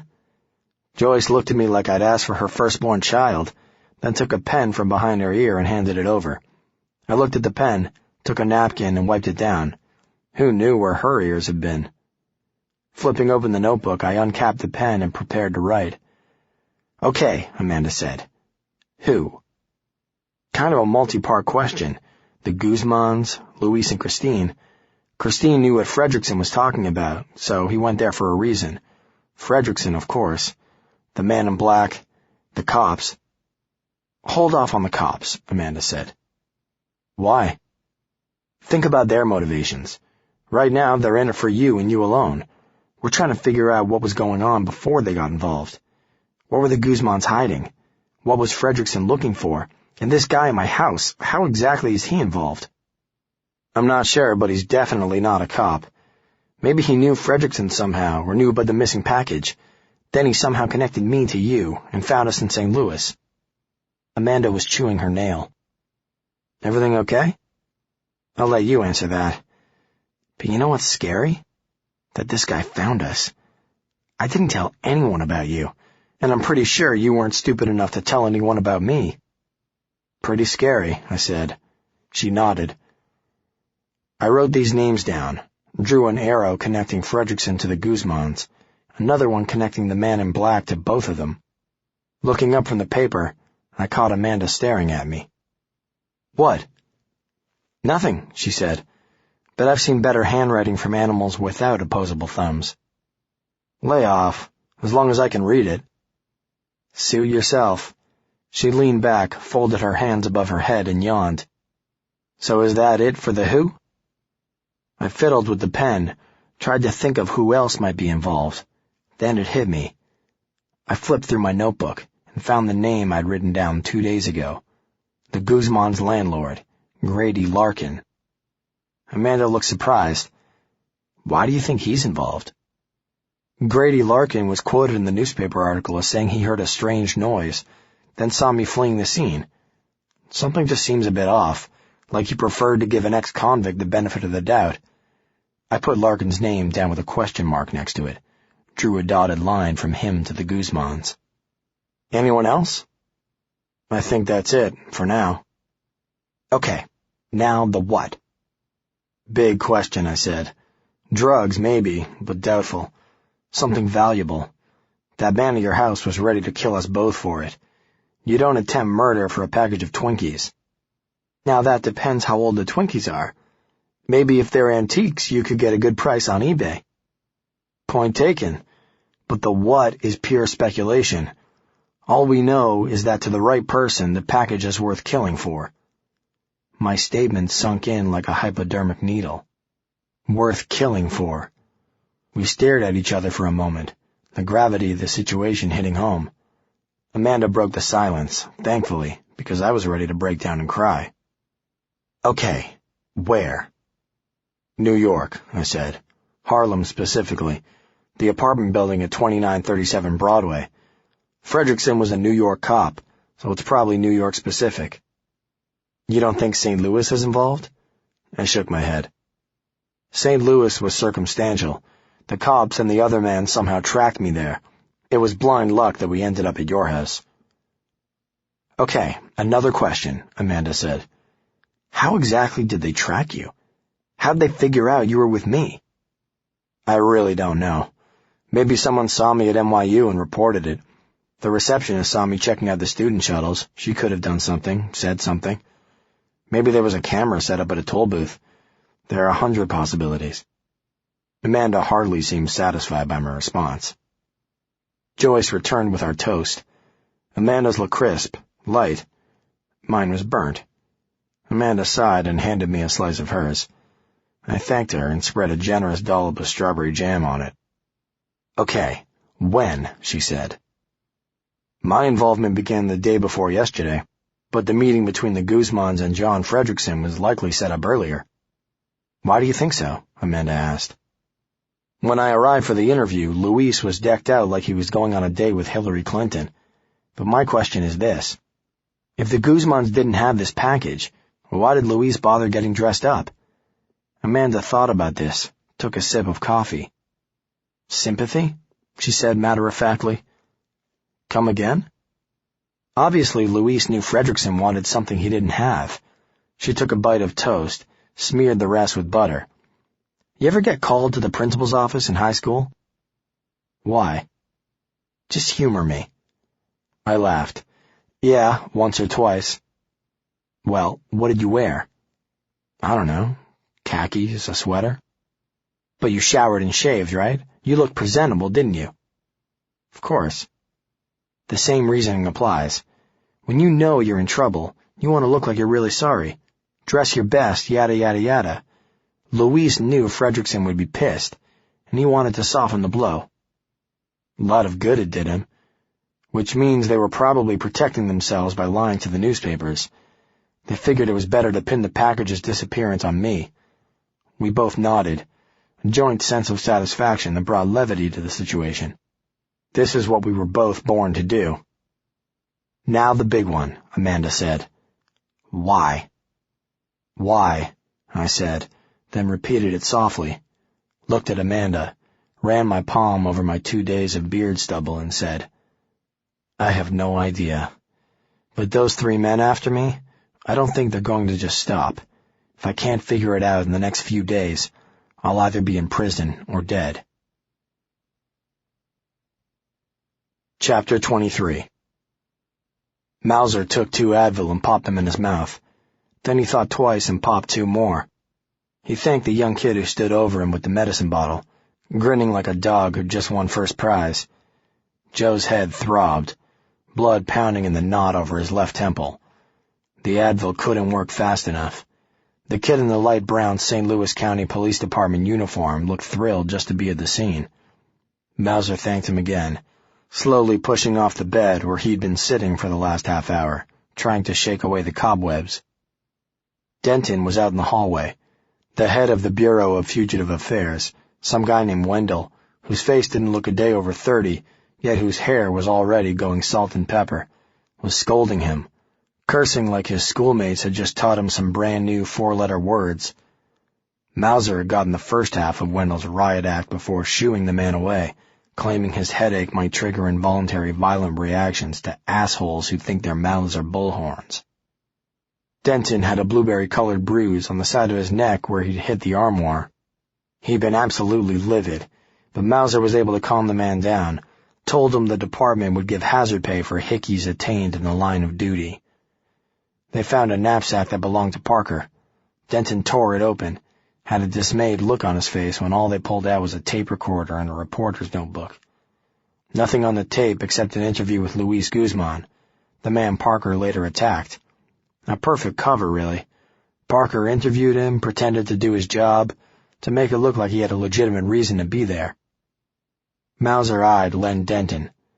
It wasn't just anger that had gotten to him, but something had struck fear into the young agent. He was surprised Denton had pulled the trigger so easily, hadn't even bothered to negotiate, had taken a huge chance that the bullet wouldn't strike Amanda Davies. He wondered if the younger agent's nervous system had hit its breaking point, like so many agents who weren't cut out for field work. He watched them argue in Amanda Davies' hallway, Denton absently scratching his bruised neck. Wendell turning purple, then blue, then a shade of gray that couldn't have been healthy. The bedroom still smelled heavily of cordite and mace residue. The shell casing from Denton's gun had already been removed by forensics, along with blood samples and fingerprints from the black-clad assassin. Despite his hesitations, Mauser would support Denton's decision to open fire.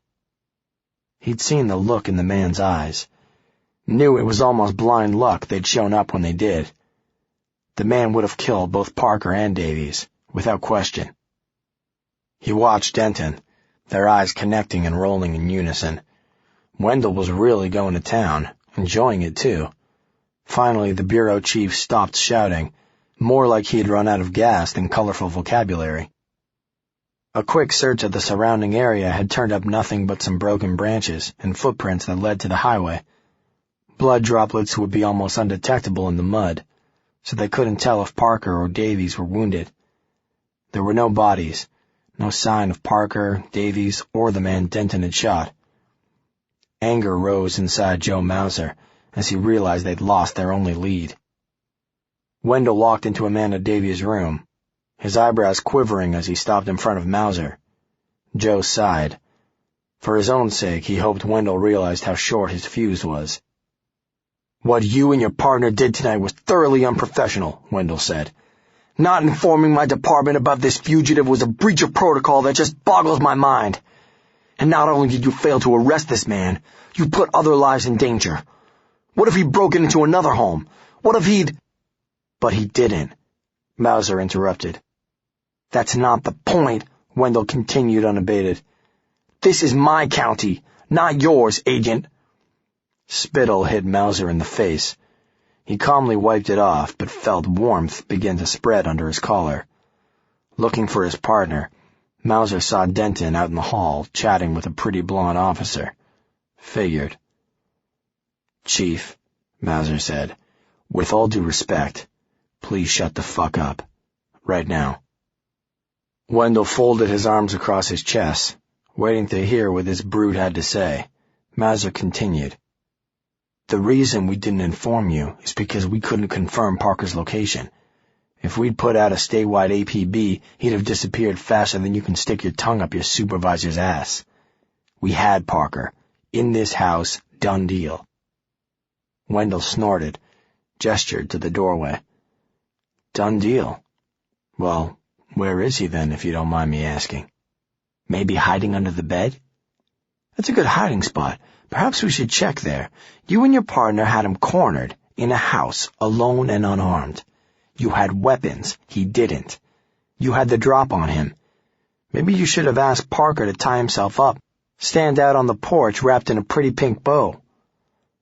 "Again, all due respect, Chief," Mauser said, "but you know full well what happened.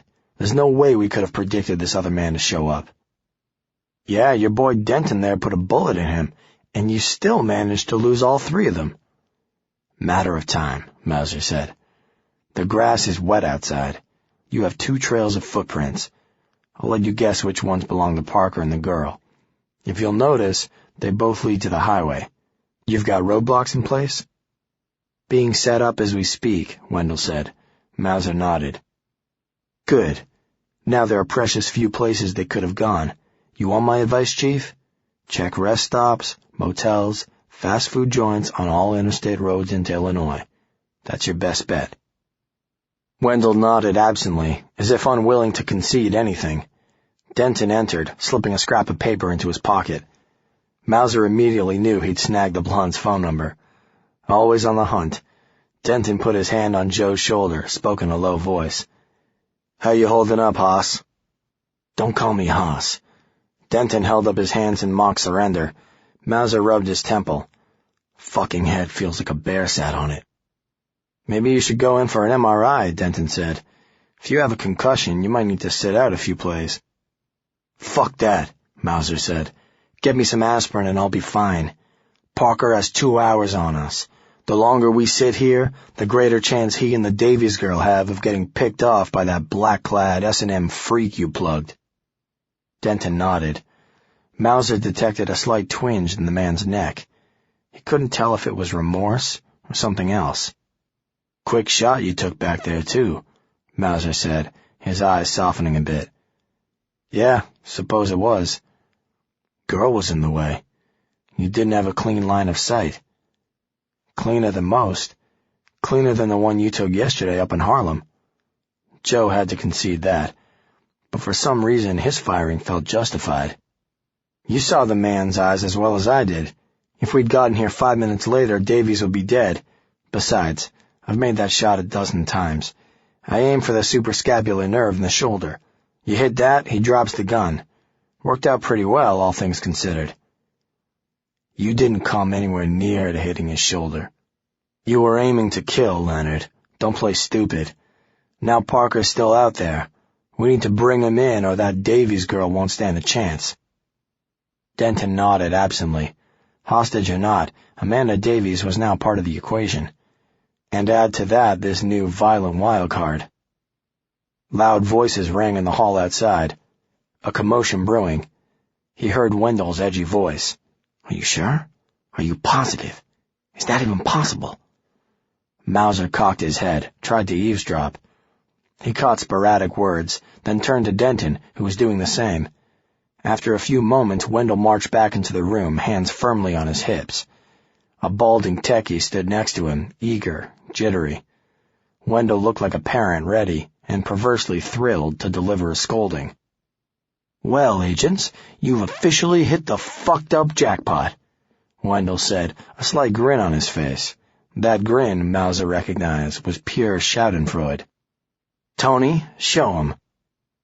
Tony the techie handed a few pieces of fax paper to Denton and Mauser. It was a criminal profile, faxed over from the Department of Justice. Without reading it, Mauser said, What is this? We've got an ID on your mysterious assassin, the one with the fresh new bullet hole thanks to Jesse James here and his itchy trigger finger. We lifted full prints from the Davies girl's desk.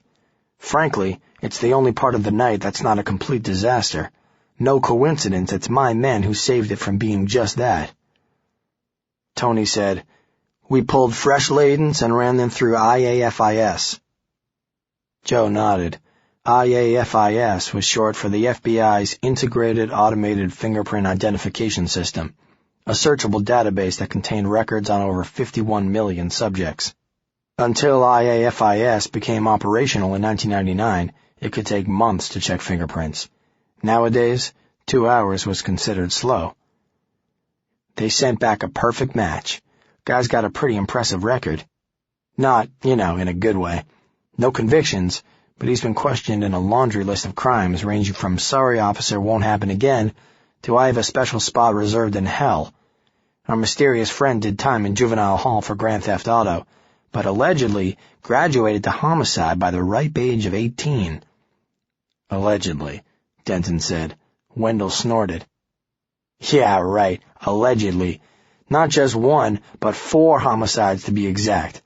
Every time he either had an alibi that held up, or the lead witness was found at the bottom of an elevator shaft. You get the idea. Mauser looked at the first page. A mug photo. He recognized it as the man Denton had shot. Only this photo looked at least 10 years old. The man's hair was a little longer then, features softer. He was smiling, a big toothy grin. Confidence up the ass, like he didn't have a care in the world, knew he was going to get off with a pat on the ass and a lollipop in his mouth. The man they fought tonight had the same skin color, eye color, the same bone structure, but Joe could tell the man's soul had been ravaged in the years since the mugshot was taken. This man was cold, unforgiving, devoid of confidence, because confidence didn't exist in his world. Someone had stuck a steel blade deep into the man's heart and twisted it. Mauser read the name on the profile. Shelton Barnes. Joe heard Denton emit a small gasp. his head shaking slightly. Wendell continued. There's an outstanding warrant for the arrest of Shelton Barnes from the murder of a teamster in Williamsburg. Guy was shot twice in the back of the head. Then his eyes and teeth were removed. Fingers chopped off, never found. Poor bastard's wife identified him from a scar on the inside of his thigh he got from scaling a chain-link fence as a kid. Mauser scanned the profile. How was Shelton Barnes connected to Henry Parker? And how did Barnes end up in St. Louis? The man was wanted for murder in an entirely different state, had evaded capture for 10 years, then he suddenly turns up in the middle of their manhunt? It didn't make sense. You're missing the best part. Wendell handed over another page with a grainy, poorly lit photo. Mauser looked at the gruesome picture, felt his body shiver, his stomach turn over. He took a deep breath. He looked at the photo of the charred, mutilated thing that used to be a man. The body was beyond unrecognizable, the skin having sloughed off, the bones chipped and brittle. It looked less like a skeleton than a piece of meat left too long on a grill. He heard Denton swallow.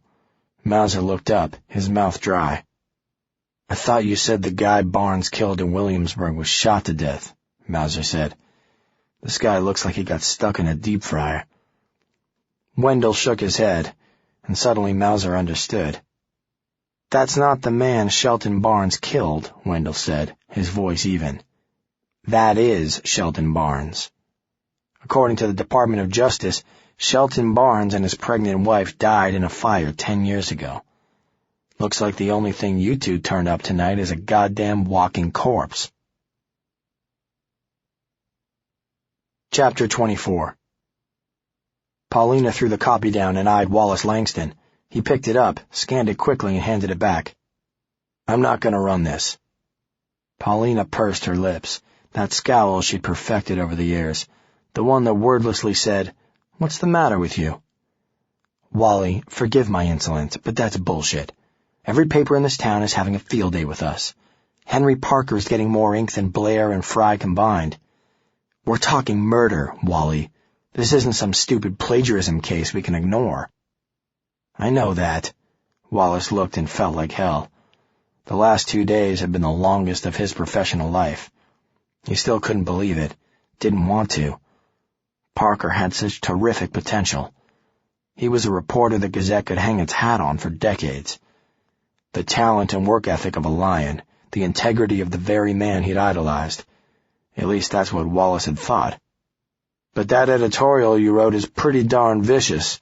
I know we need to report on the Parker search, but we don't need to drive a stake in our own heart. Our heart? Paulina said, anger rising. What heart? The kid is 24 years old. You know how many burnouts we've seen over the years? If Parker had never worked here, who would have known? I would have, Wallace said. Jack would have. Right, Jack. Paulina's voice quieted. Funny. This whole thing started because of a story on Jack's plate. Don't start, Paulina. I'm just saying, guy's old. Doesn't have it all together. Who knows what his motives were for sending Henry into the field? Right now, I don't know and I don't care. But we're going to handle the scandal like professionals. Period. She placed the editorial on Wallace's desk again. Then run my column. Be professional. Don't avoid this. You talk about integrity? My article is the truth a lot of people are feeling.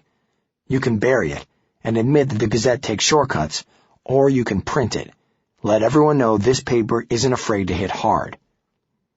Wallace sighed. He read the piece again. Paulina had torn Henry Parker to pieces and was now asking him to publicly scatter the ashes. Run it, he said. Tighten up the first graph, but it'll be in the morning edition. Paulina smiled, thanked Wallace, and left his office with an extra hop in her step.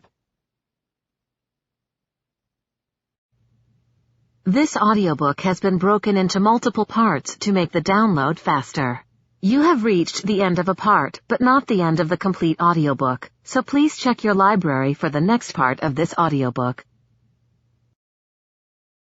Audible hopes you have enjoyed this program.